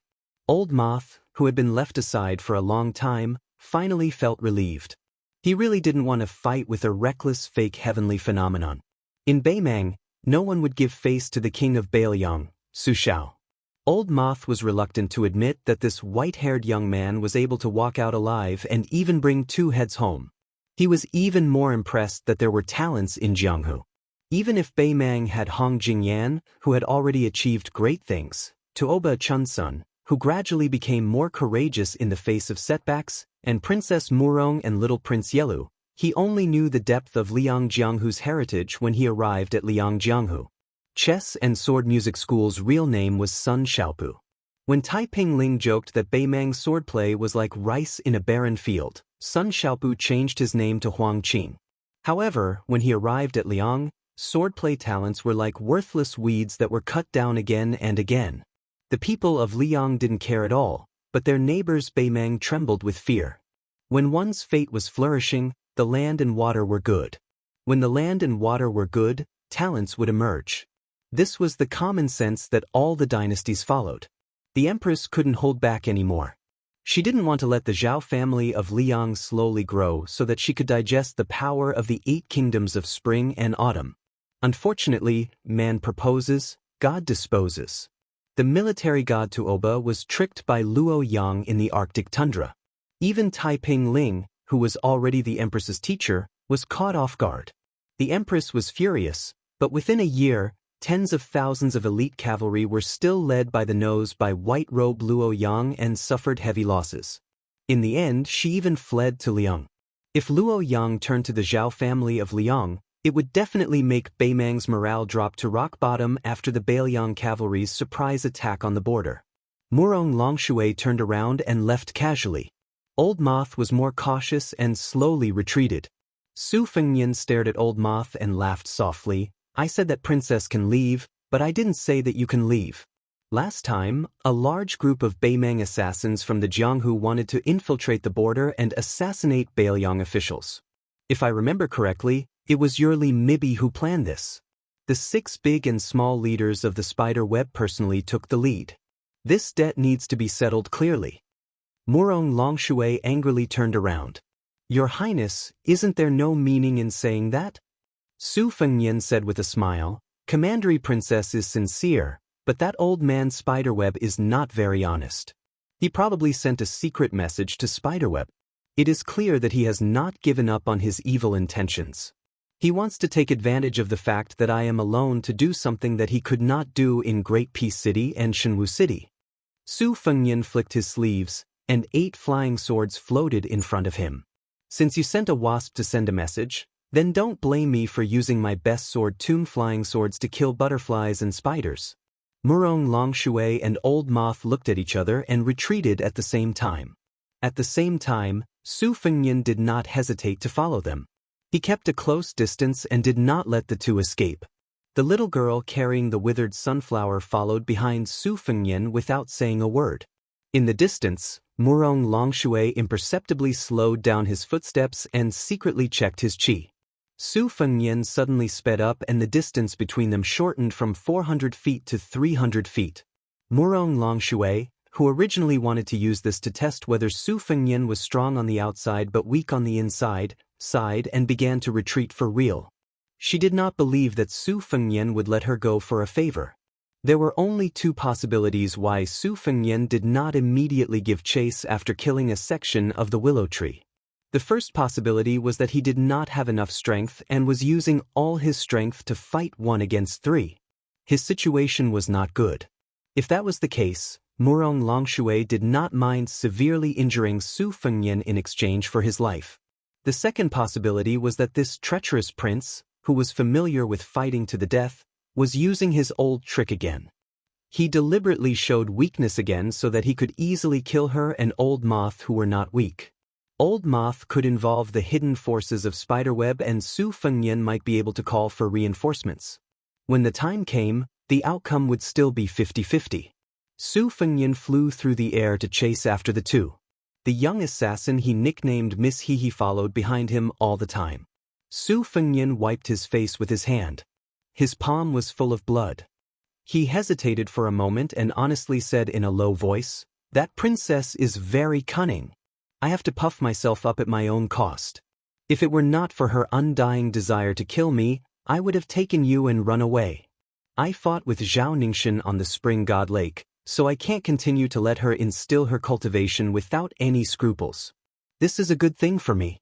The qi in my body is growing rapidly, but it is not beneficial to the current situation.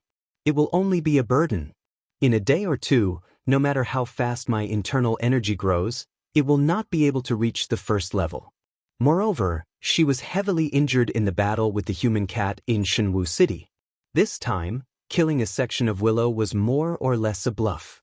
If it were not for that section of willow foolishly running into us, we would have been exposed. But don't worry, they can't kill you. If they want to kill me, even if I stand still and let them kill me, it will still not be easy. It can be said that we are in an invincible position. The only difference is how much we earn from this transaction. The young girl snorted. Su Fengyan looked into the distance. It would be best if we can capture that princess and the old man alive. Then I will make a big profit. Later we will sit down and split the loot. With our friendship, I promise I won't cheat you.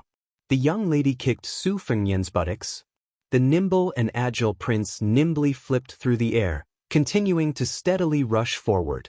She said with a light laugh, even if there are reinforcements hidden in the shadows, they wouldn't dare to rush over in such a reckless manner.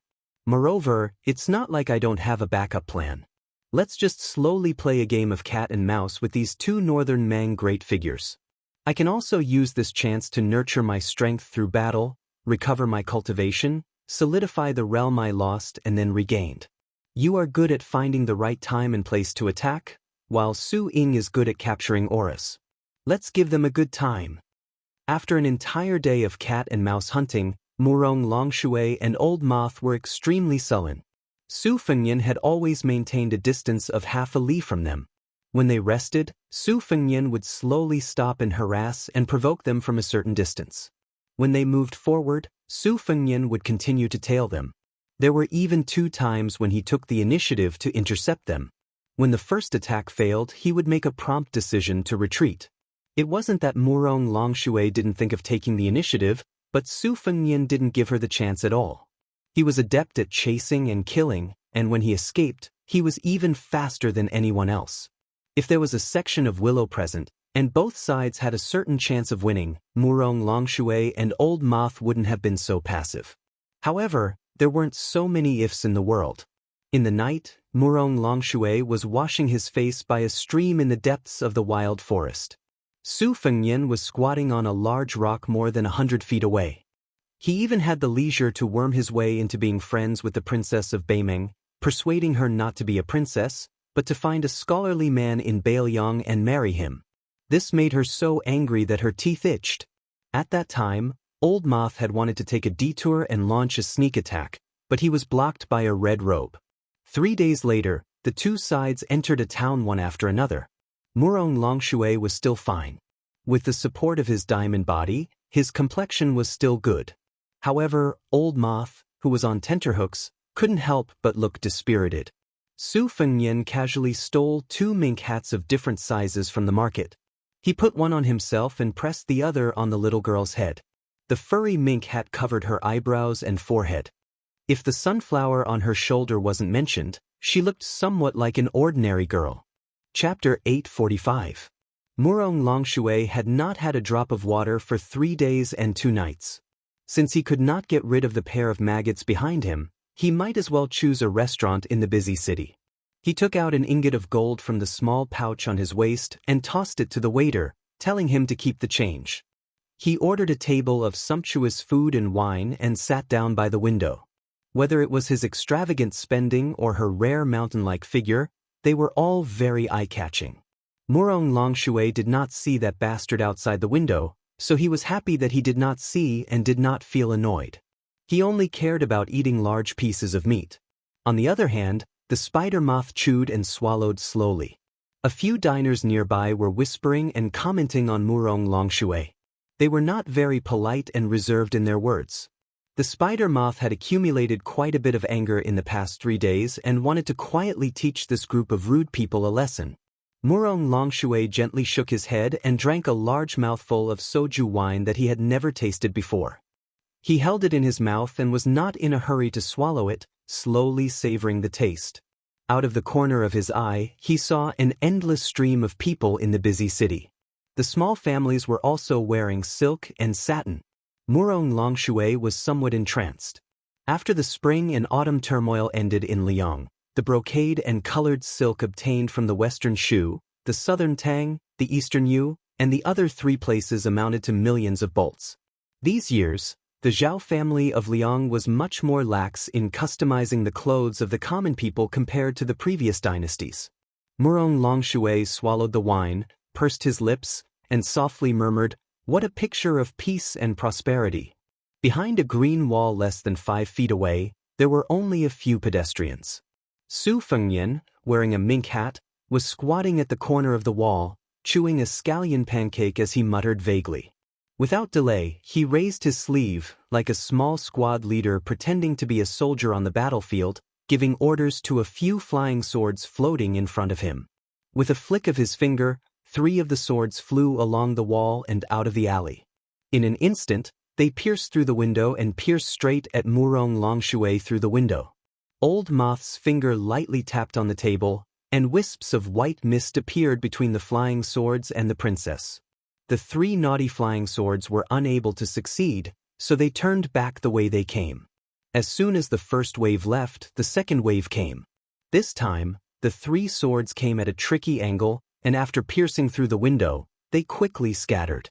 Old Moth immediately knocked on the table in a hurry. The 3 swords came and left in a hurry, but the third wave came in the blink of an eye, never tiring. This made Old Moth, who was focused on concealment, more and more tired of dealing with them. A few sharp-eyed drinkers saw the white mist by the window and vaguely bright fireflies. Murong Longshui put down his wine bowl heavily. He had just advised Old Moth not to make a big fuss when she suddenly stood up, smashed through the window, and ran away in big strides. Everybody in the restaurant was dumbstruck.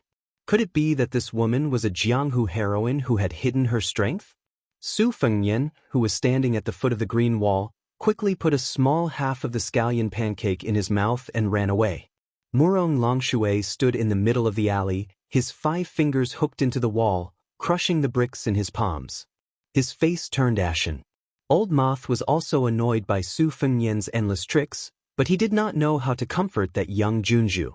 The reason why they didn't give chase was because this kid's flying sword technique was too accurate. Within 10 zhang, the flying swords hovered just right in front of them, quietly waiting for their prey. 8 flying swords, that was the starting point of 8 traps.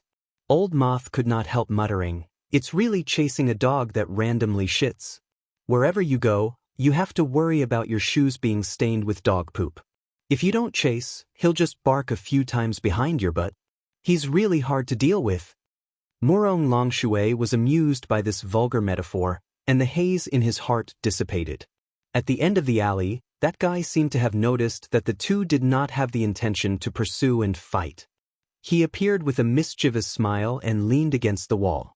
After finishing the scallion pancake, he casually wiped his greasy fingers on his mink hat and kindly reminded them, "You 2 immortal couples still haven't made up your mind? When I call over thousands of Bailiang cavalry, each of them spit a mouthful of saliva to drown you. Be careful not to become a pair of dying mandarin ducks, swimming in their saliva." Murong Longshui stared fixedly at that bastard who was paddling and sneered, "Don't talk nonsense." Right now, Spiderweb and the Bailiang spies have become a thorn in Zhao Gou's side. No one dares to act rashly. If you can mobilize 1,000 cavalry from Bailiang here, I, Murong Longshui, will not only obediently allow myself to be captured, but I'll also be willing to be Su Fengyan's servant. Su Fengyan laughed loudly, "You said it yourself. If you have the ability, then just wait." Tide Listening Pavilion has a Taoist scripture that records the ability to cast beans into soldiers. Do you dare to give me 3 days? When I master this ability, you'll be my servant. What a coincidence, Wutongan is lacking a sword servant. I see that you're tall and strong, but you have a strong aura. How about it? Murong Longshui gritted his teeth and squeezed out a smile. That's negotiable. Not to mention a sword, I'll even carry a spirit tablet for you in the future. Su Fengyan pretended to be angry and said, "Are you cursing me?" "Hey, Silkworm-rearing old man, why don't you discipline your wife? How are you managing the household? Have you lived for so many years in vain? You said that I'm a dog sh*t, but when you're having sex with the princess, do you think it's romantic? I heard that you have a bad reputation in Spiderweb. The number of women you've defiled and killed can't be counted with 2 hands. This time, you're going to roam the Jianghu with the princess at the prime of her youth. Don't have any evil intentions. Living a good life is more important than anything else. Chapter 846. The still virgin Beimeng Junju laughed it off, but Old Moth was somewhat anxious. Although Spiderweb had always been loyal to Her Majesty the Empress, or to be precise, to the shadow prime minister behind Her Majesty, Li Mixi, Murong Longshue's status was particularly illustrious. If his master was humiliated, his servant would die. Moreover, His Royal Highness's mouth was full of nonsense, and he splashed dirty water on Beimeng and the Junju together. If the Junju returned to Beimeng someday and remembered this, how could Old Moth not be alarmed? Su Fengnian originally wanted to continue teasing the moth cocoon, but the arrival of the little girl made him restrain himself. Her furry mink hat was askew on her head. She squatted to the side and slowly nibbled on a scallion pancake with beef slices. Compared to Su Fengnian's scallion pancakes, it was clearly much more luxurious. The money for the scallion pancakes came from the money pouch that Su Fengnian had stolen from the streets. Jia finished chewing the scallion pancake and licked his fingers. Then, as if he was not used to the warmth of the mink hat, he tugged on it. Old Moth saw this temporary partnership in his eyes and did not find it funny at all. Instead, he was afraid and troubled. For the past few days, only Su Fengnian had acted. Old Moth believed that when the little girl recovered from her injuries, her next hand chop would fall on him and the Junju. Old Moth rubbed his brandy nose and laughed sinisterly. His Royal Highness, I heard that the consort of the King of Bailiang was originally a female sword immortal. Because she was pregnant with you, there was the white clothes case in the capital. She was left with an incurable disease and passed away early. I also heard that your eldest sister, Su Weisheng, married far away in Jiangnan and is depressed. Your second sister, Su Weisheng, is not much better. She almost died at the hands of Qin Jibao. In a few more years, the new king will replace the old one, and you'll finally become a vassal king with great difficulty. Be careful that in the end, you'll be all alone, unable to share your blessings with others. You still have to worry about the northern Mang's iron hooves coming south, while guarding against the Li Yang's obstructions. If I were you, I would have long gone mad. Not only is Beimeng preparing for war by your bedside, there is also the Zhao family's son who bears a grudge, Zhang Julu, Gu Jiantang, and a large group of loyal officials watching coldly from the sidelines. There are also several vassal kings eyeing covetously. Tell me, aren't you suffering? Su Fengnian was still leaning against the wall. He crossed his arms in front of his chest and sighed heavily. Exactly. Murong Longshue's words were shocking. His expression was calm as he said, Zhaogo has Beimeng's men of sacrifice who are in a high position. He can be considered a big shot in the capital. Many people know that this is your last stay in Jianghu. The battle outside Shenwu City may not be the end of your Jianghu. If you continue to play cat and mouse with us, be careful that the Zhao family's son will take advantage of the situation. At that time, I definitely won't mind joining forces with Zhaogo to leave your corpse in Jianghu. In short, you and I are now in a gambling situation. We are betting on whether the Zhao family's son and the important officials of Li Yang have the courage to do so. If I lose, it will only maintain the current stalemate. If you lose, you, father, and Beimeng have been holding back for more than 20 years, and it will all be for nothing. The reason why I am being so frank with you is because I have never treated you as an irreconcilable enemy. On the contrary, Su Fengnian, I admire you from the bottom of my heart. In Beimeng, only Tuoba and Dongzhuo can make me, Murong Longxue, accept wholeheartedly. Su Fengnian said carelessly, accepting wholeheartedly doesn't count as accepting. Accepting a woman's body is truly accepting. Murong Longxue ignored his frivolous words and asked calmly, Are you determined to gamble with me? Su Fengnian stretched out his hand and shook it. He shook his head and laughed. It's not a gamble. Just like how Bailiang only believes in cavalry and Bailiang's blade, I only believe in what I have earned. Murong Longshue's lips curled up as he laughed coldly. Then let's wait and see. She turned around and left the alley. Old Moth was about to turn around when Su Fengnian laughed and said, 240 words, I've remembered them all. Old Moth's throat moved slightly as he spat out a mouthful of thick phlegm on the ground. He smiled mockingly at Su Fengnian and walked away. The young girl snorted. Su Fengnian didn't mind her teasing and asked curiously, where did your big cat go? Jia squatted on the ground and didn't say anything. She had been silent for the past few days. No matter what Su Fengnian asked, she didn't respond. Su Fengnian squatted down and helped her adjust her mink hat. She glared at him and put her hand back. Su Fengnian rolled his eyes and stood up. The two of them continued to follow Flower-like Jade and Spirited Jade. These were the nicknames that Su Fengnian had given to Su Fengnian and Old Silkworm Cocoon the day before yesterday. In Su Fengnian's words, this was called repaying evil with good. They passed by a stall on the side of the road where an old scholar had set up a stall to sell old books. There was a piece of calligraphy placed vertically with the words, classical fish, on it. It was pressed down by a green prawn copper paperweight. The old scholar saw Su Fengnian and the young girl pass by and asked with a smile, young master, aren't you looking for books? If you don't have enough money to buy books, old hairpins can be used as money. Su Fengnian stopped and bent down to look at the calligraphy. He asked, old mister, does the classical fish mean otter sacrificial fish? The old scholar smiled and nodded, that's right. Young master is indeed knowledgeable. Su Fengnian still lowered his head and continued to ask, Jia, all homonyms are A, 3 A's, 3 A's, 3 A's, 3 A's, and 3 A's.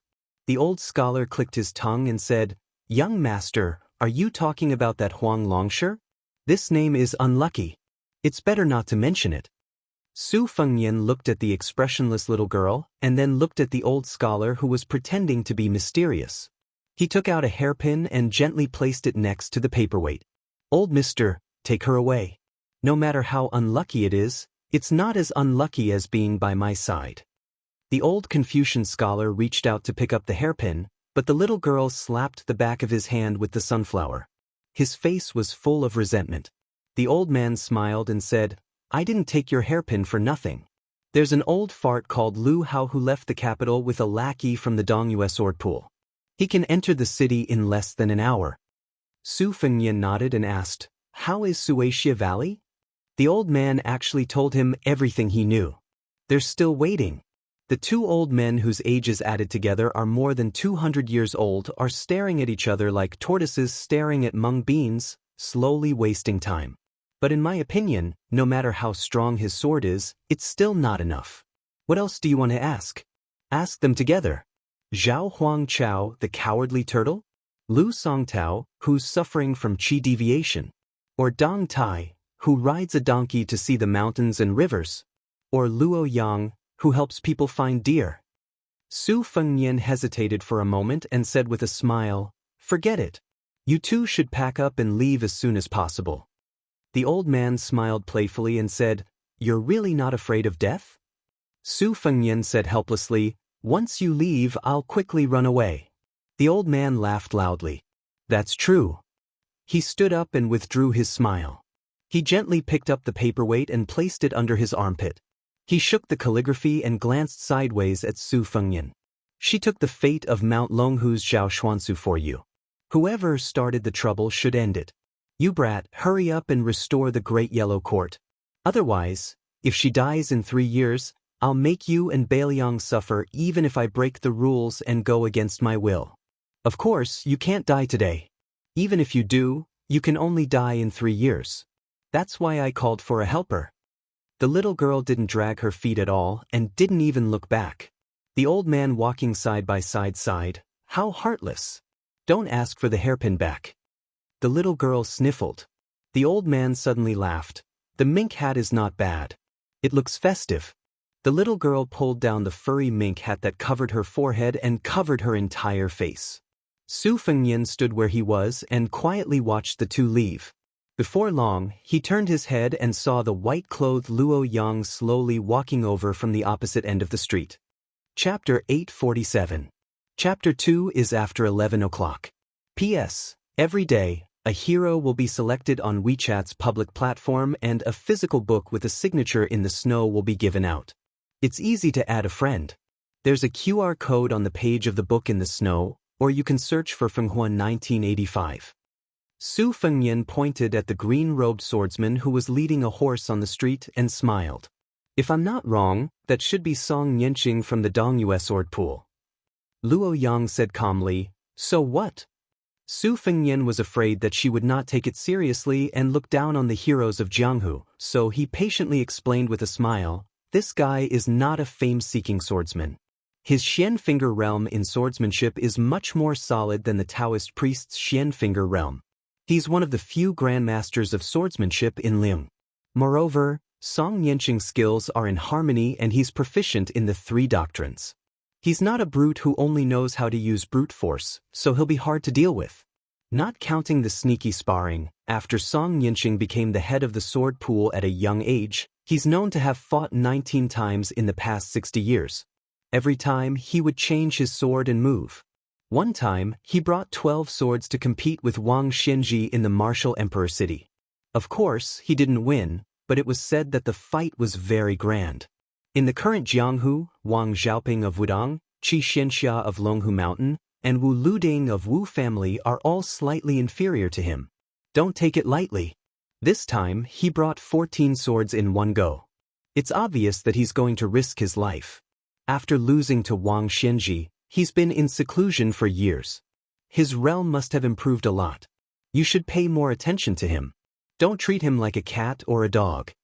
However, Luo Yang's words made Su Fengyan choke. Can he be compared to Dong Tai? Su Fengyan's eyes and ears were very clear. He didn't know why he didn't notice Lu Haosher's presence. Could it be that this old dog from the Zhao family thought that Song Yanqing alone was enough to kill him? The sword mound of the Wu family and the Dongyue sword pool had never been regarded as factions of the martial arts world.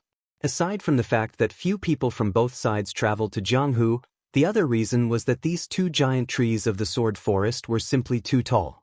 Even a sect like the Snowy Manor, which was second to none in the province, could only bow its head before these two behemoths. After the sword mound of the Wu family defeated 10,000 riders with 9 swords, it declined from its peak. The Dongyue sword pool had always wanted to suppress the Wu family, which was known to be the best swordsman in the world. They even took the initiative to flirt with the Liyang imperial court. Li Yibai, the leader of the younger generation of the sword pool, appeared at the Snowy Manor with 18 sword maids to promote the Wild Goose Castle. Su Fengyan didn't have a good impression of the sword pool, but he treated Li Yibai quite well. When he first traveled the Jianghu, he saw an honest man from afar. His moves were simple and not flashy. At that time, Su Fengyan didn't think that it was a high-level swordsmanship. He only thought that this man was good and didn't put on airs. Later, he found out that he was a talented swordsman who had the potential to become the leader of the sword pool. Therefore, when he attacked the Snowy Manor, he only found trouble with the Spring Invitation Cottage and the Wild Goose Castle. Li Yibai's master, the current leader of the Dongyue sword pool, Song Yanqing, left the sword pool for the first time in nearly 30 years. He took 14 famous swords with him. It seemed that he wouldn't stop until he took Su Fengyan's head. Su Fengyan asked softly, "Why don't you wait for a while and let me test his strength?" Luo Yang sneered and said, "Are you afraid that I will easily kill Song Yanqing and alert the enemy, and Lu Haosher will become a coward and ruin your plan of being the Oriole behind? I find it strange. With your current skills, fighting Master Lu Hao is like hitting a rock with an egg. Well, do you want me to help you when you are beaten half to death?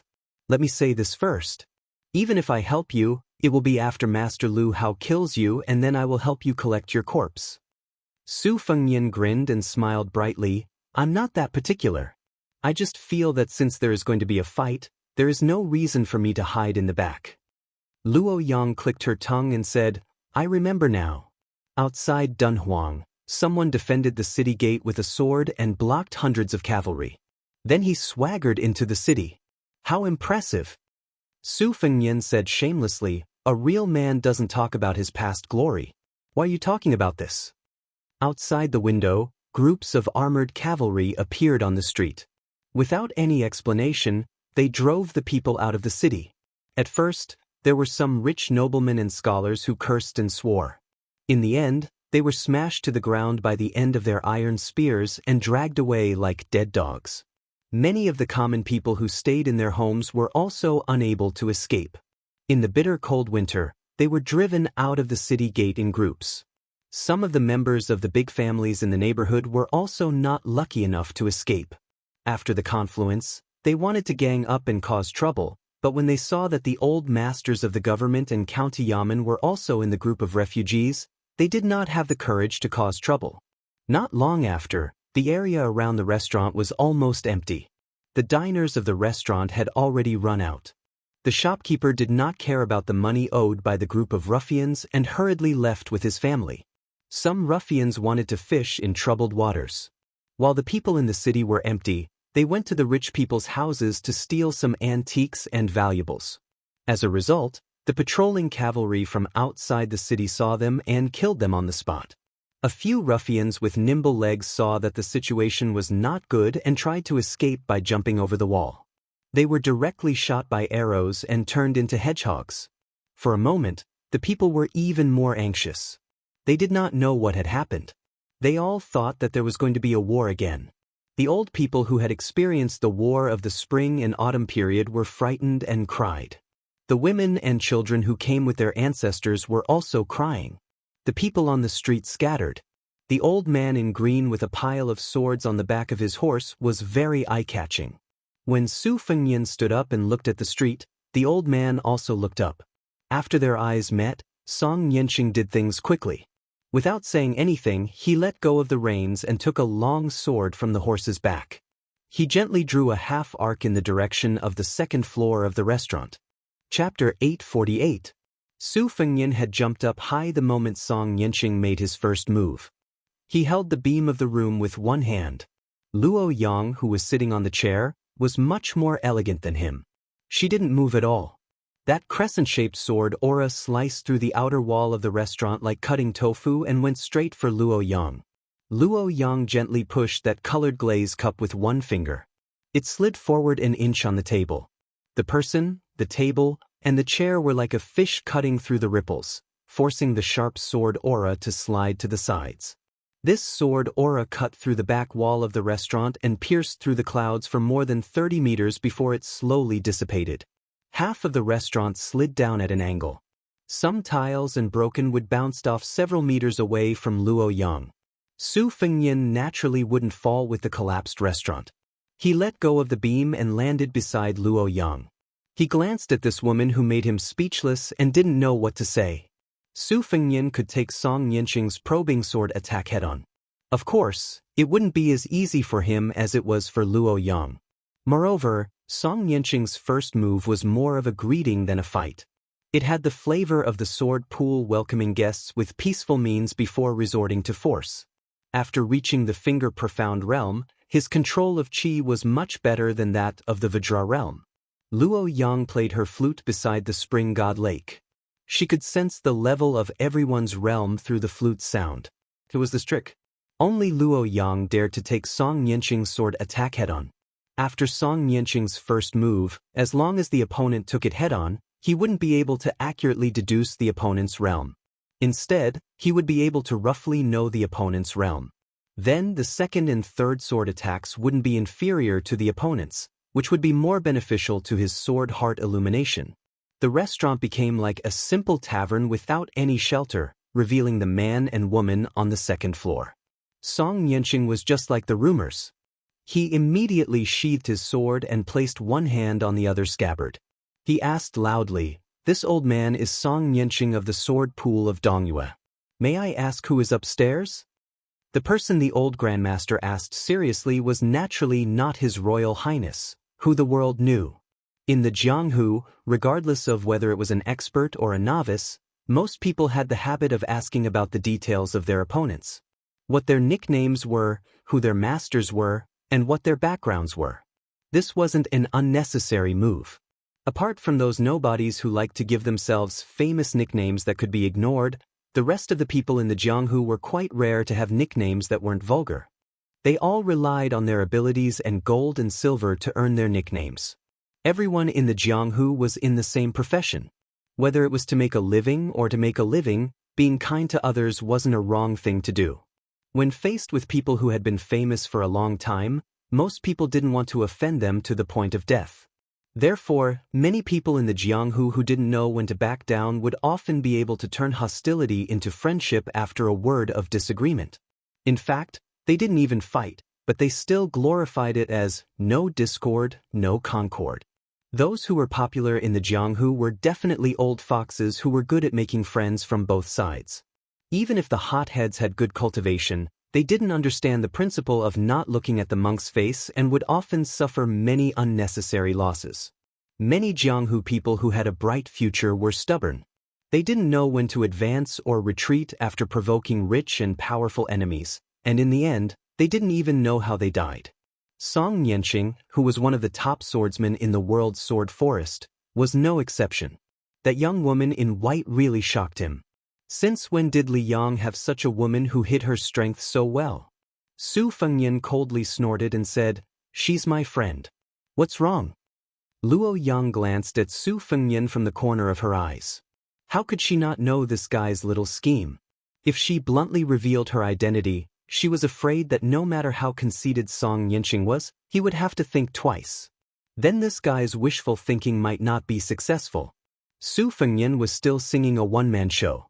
Surnamed Song, if you have the ability, then try to climb the tower. Don't try to worm your way into being friends with us. In the past, you carried 12 swords to Wu Wu City, but didn't you come back empty-handed? So what if you have 2 more swords today?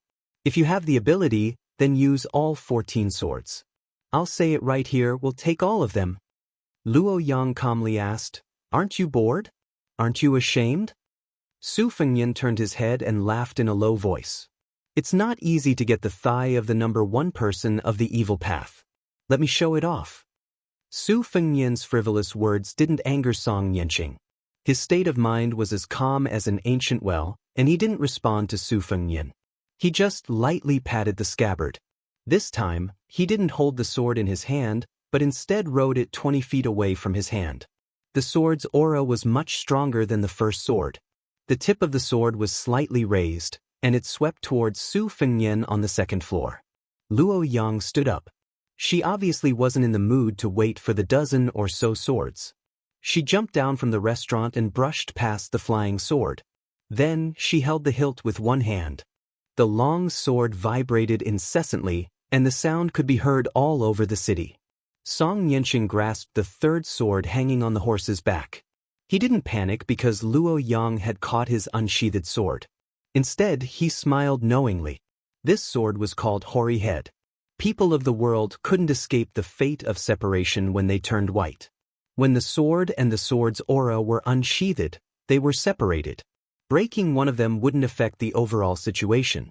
Song Xianxia's second sword was originally pointed at Su Fengyan, but the sword's aura was drawn towards the beautiful and valiant woman in white.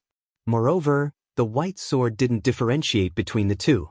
As long as Su Fengyan hastily attacked, any impact and qi he exerted on the long sword could be transferred to the sword's aura. This was the essence of the hoary head sword. If one was the first to sense the sword's aura and block it, the same principle would apply.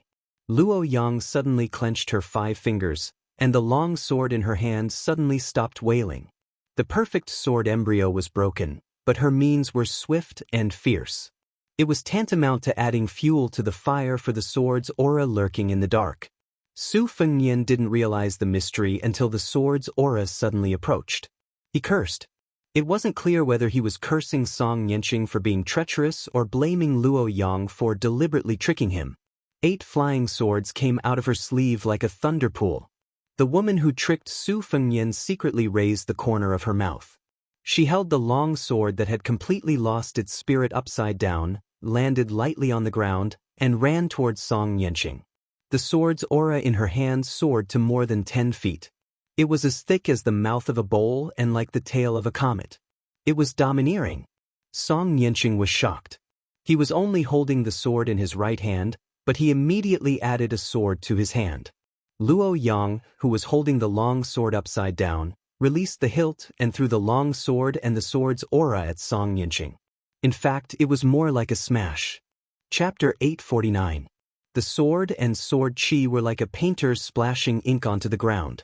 The sword chi was so strong that before Song Yinqing's second sword could get close, it had already been crushed into powder. Song Yinqing did not retreat but advanced instead. His feet were only a few inches off the ground, and he advanced more than 10 feet.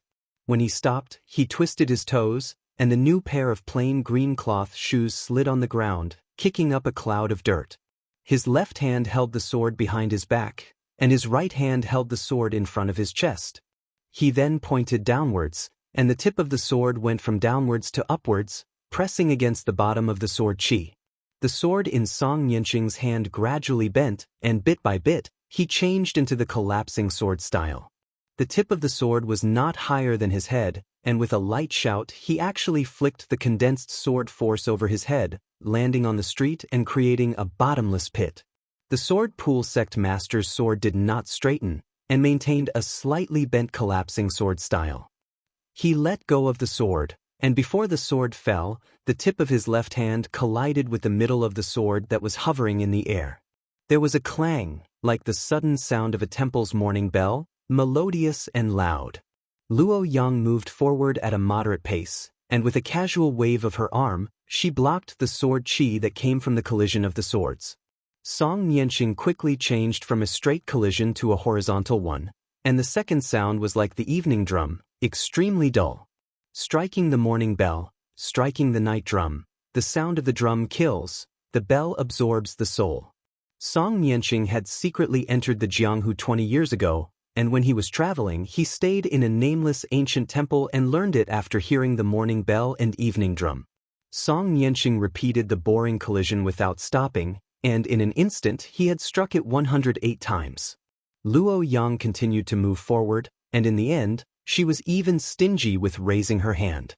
There were continuous explosions in front of her, and everywhere she passed, the sound of the bell, drum, and sword would destroy everything.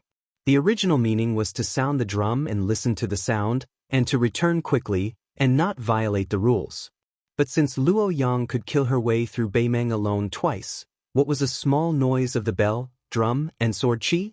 Song Yinqing's two swords finally couldn't withstand the force of the collision. The two swords broke and fell to the ground. Song Yinqing didn't turn back to retrieve the swords from the horse's back. Instead, he formed a sword seal that resembled both Buddha and Tao. Riding the swords out of their sheaths, the three swords left their sheaths one after the other, leaped up from the horseback, like a long rainbow falling on top of Luo Yang's head. Song Yinqing's hair and beard stood on end. His green robe fluttered violently, and his feet sank a foot into the ground. Luo Yang was simply arrogant to the point of being unreasonable. With her hands behind her back, she stomped on the ground, shattering the bluestone slabs and sending the gravel flying. It was exactly the same as the first battle with Dong Tai in Dunhuang City. However, at that time, she stomped on the ground, shaking up thousands of raindrops to form 1,000 white swords. Every time a sword pierced towards her, it would be deflected by a stone a few feet away. In the 30 steps that Luo Yang had taken, the three swords had already returned without any results more than 60 times.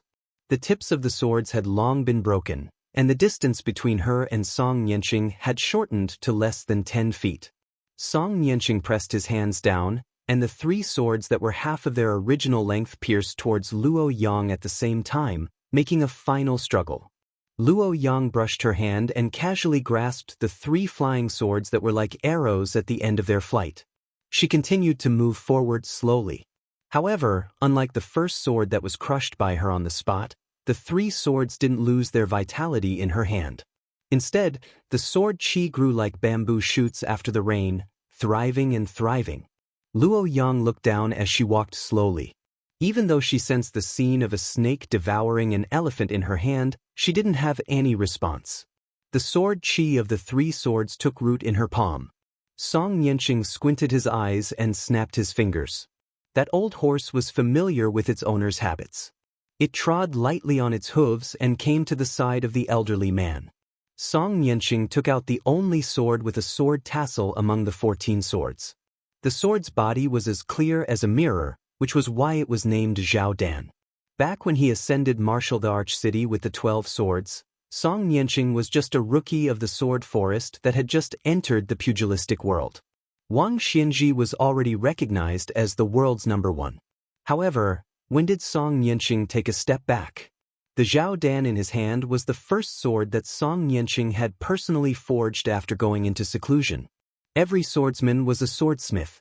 They had to forge their own swords in the sword furnace. Although the sword pool had millions of swords, they were only used to remember the ancestors. Ever since Song Nianqing, the sword pool didn't allow any of the sect's juniors to revere the past and belittle the present. This was why many visitors to the sword Dao all sighed that the sword pool no longer has any ancient swords. With the Zhao Dan in his hand, Song Nianqing's heroic spirit was overflowing. His sword heart was even clearer. The white-clothed woman walked forward step by step. It seemed like she didn't take the initiative to make a move. She was forced by the situation. However, Song Nianqing wasn't relaxed. She didn't stop at each step. The more leisurely she walked, the greater the disturbance it caused to Song Nianqing's mental state. Song Nianqing didn't take any other swords and only took the Zhao Dan. Wasn't this a sign that he valued that woman? Chapter 850. While Song Nianqing was accumulating his power, he looked at the woman of unknown origin. The previous 3 swords were named Time, Place, and People. They were specially designed to deal with Xianxia and even celestial state masters. They could forcibly absorb qi and become stronger when faced with a strong opponent. Every time Song Nianqing comprehended a move, he would forge a new sword. He had been diligent in forging and nurturing swords all these years. He had poured a lot of effort into each of the 14 swords, complemented by original sword moves. They were all worthy of being called new swords. They were truly unprecedented. If an opponent of the same state underestimated him, he would definitely suffer a great loss. Song Nianqing had originally hoped to nurture 20 swords in his life and leave the final battle to Dong Tai or Wang Xianji. However, he could not disobey the emperor's order. He had to break out of seclusion and wander the Jianghu in a green robe with swords. However, he did not think that the crown prince of Bailiang could bear the 14 swords. Song Nianqing suddenly widened his eyes. Time, place, and people. What's the harm in giving them all to you? The woman in white sneered. Her qi poured into the 3 swords like a flood. The purple, yellow, and white sword qi, as thick as an arm, circled wildly in her palms. The 3 swords suddenly cried out. It was a happy thing for a hungry man to eat his fill. However, if he died from eating too much, it would be a tragedy. The 3 shockingly chaotic sword qis instantly vanished into thin air. Song Nianqing exclaimed, "What a celestial state! Good, good, good." The 2 were only 70 or 80 feet apart. Instead of being angry, the sword pool sect master smiled. He closed his eyes and gently touched the sword of courage in front of his chest with 2 fingers. He muttered to himself, "Old brother, the 7 swords who walked in front of you didn't die in vain." Luo Yang clapped her hands and laughed. "Dongyue sword pool has hundreds of years of history and this is all you've got?" Song Nianqing did not open his eyes. He smiled and said, "Watch me carry the lamp to see the world." The old man in a green robe handed out his sword. The next scene was not shocking. In the eyes of outsiders, it would only be funny. It was like a child who had just started to practice swordsmanship. He could barely lift the heavy sword in his hand and staggered around. His steps were messy and the momentum of his sword was distorted. Although his figure and sword moves were chaotic, his speed was extremely fast. In the blink of an eye, the distance of 70 to 80 feet had been reduced to a distance of 2 sword moves. When people practice swordsmanship, their seniors and great teachers would always advise them not to be controlled by the sword. That kind of swordsmanship would never amount to anything. Song Nianqing, who could be counted as one of the few great grandmasters in the way of the sword, did the opposite. He moved with his sword. There was no majestic sword aura that surged like a bull, nor was there a vast and righteous sword will. Just like that, he arrived in front of Luo Yang. Luo Yang frowned and shot out a palm. Under the influence of the sword of Zhao Dan, Song Yanqing actually dodged Luo Yang's palm. The tip of his sword was aimed at her shoulder. For the first time, Luo Yang left the central axis of the street. She took a step sideways and pinched the tip of the sword of Zhao Dan with 2 fingers. Before Luo Yang could exert her strength, the tip of the sword twisted. Song Yanqing's body spun and a splendid sword flower blossomed. Luo Yang flicked her finger. Song Yanqing withdrew his sword and turned half a circle to attack Luo Yang's back. This time, Luo Yang did not attack. Her feet did not move and her body fell backward. The sword had clearly missed, but the sword chi exploded like a firecracker where Luo Yang fell. Luo Yang's feet were still on the ground, but she turned her body to the left and barely dodged the sword chi. However, Song Yanqing did not show mercy. His long sword continued to entangle endlessly. For a moment, the sword chi around the two of them was like a cloud. It was too much for the eyes to take in. Luo Yang finally took a step forward. The sword chi of Zhao Dan in Song Yanqing's hand also began to show its magnificence. The ground of the street and the buildings on both sides of the street were smashed into pieces. Dust rose everywhere. Luo Yang walked and stopped, allowing the majestic sword chi to wreak havoc. She smiled and said, "It seems to be traceless, but in fact, it follows the winding of the world's dragon veins. It can be said that I have touched the threshold of the celestial state." The two of them resumed Luo Yang's position in the south of the northern Song dynasty. The demoness in white who disturbed the Jianghu of Beimang and Liang held the sword to her neck tightly. Song Yanqing suddenly opened his eyes and shouted angrily. He took a step forward and pushed the tip of the sword 3 feet forward. Luo Yang calmly took a small step back. The tip of the sword was less than 2 feet away from her neck. The abundant upstanding chi that came out of the sword messed up 2 strands of hair on her temples. Her sleeves fluttered as she held the sword. Luo Yang, who was not flustered at all, ignored the blood flowing from her palm. She looked straight at Song Yanqing and said with a smile, "Where did you get so many celestial state fingers? Get out." Luo Yang held the sword edge tightly and pushed it back. Song Yanqing, who refused to give up the sword, was hit in the heart by the sword hilt. Luo Yang seemed to be angry at his indiscretion and kicked the old man in green in the chest. The cloth shoes were worn thin by the ground. Song Yanqing, whose feet were off the ground, was almost at the same level with the sword. He pushed the tip of the sword 2 feet away from the woman in white's neck. "I gave you an inch and you wanted a mile." Luo Yang actually moved the tip of the sword 1 foot closer to her neck. She sneered and then slapped down with her palm. She directly broke the long sword with her palm. Since the sword was broken, Song Yanqing had to retreat. Luo Yang did not bother to beat a drowning dog. She casually threw away the broken sword and let Song Yanqing rush back to the old horse with the sword. Song Yanqing was hit in the heart by the sword hilt and kicked. Blood oozed from the corner of his mouth. He tried to calm down. The old man's face was full of disbelief. If he was fighting against Wang Xianji, the #1 in the world, he would be in such a sorry state. But how could an unknown young woman in Jianghu be so domineering? Or was it because he was too ignorant? What the woman in white said next really made Song Yanqing flustered and exasperated. As an old man who occupied a place in the sword world, no matter how good he was at maintaining his composure, he could not stay calm. "I'll teach you how to use the sword."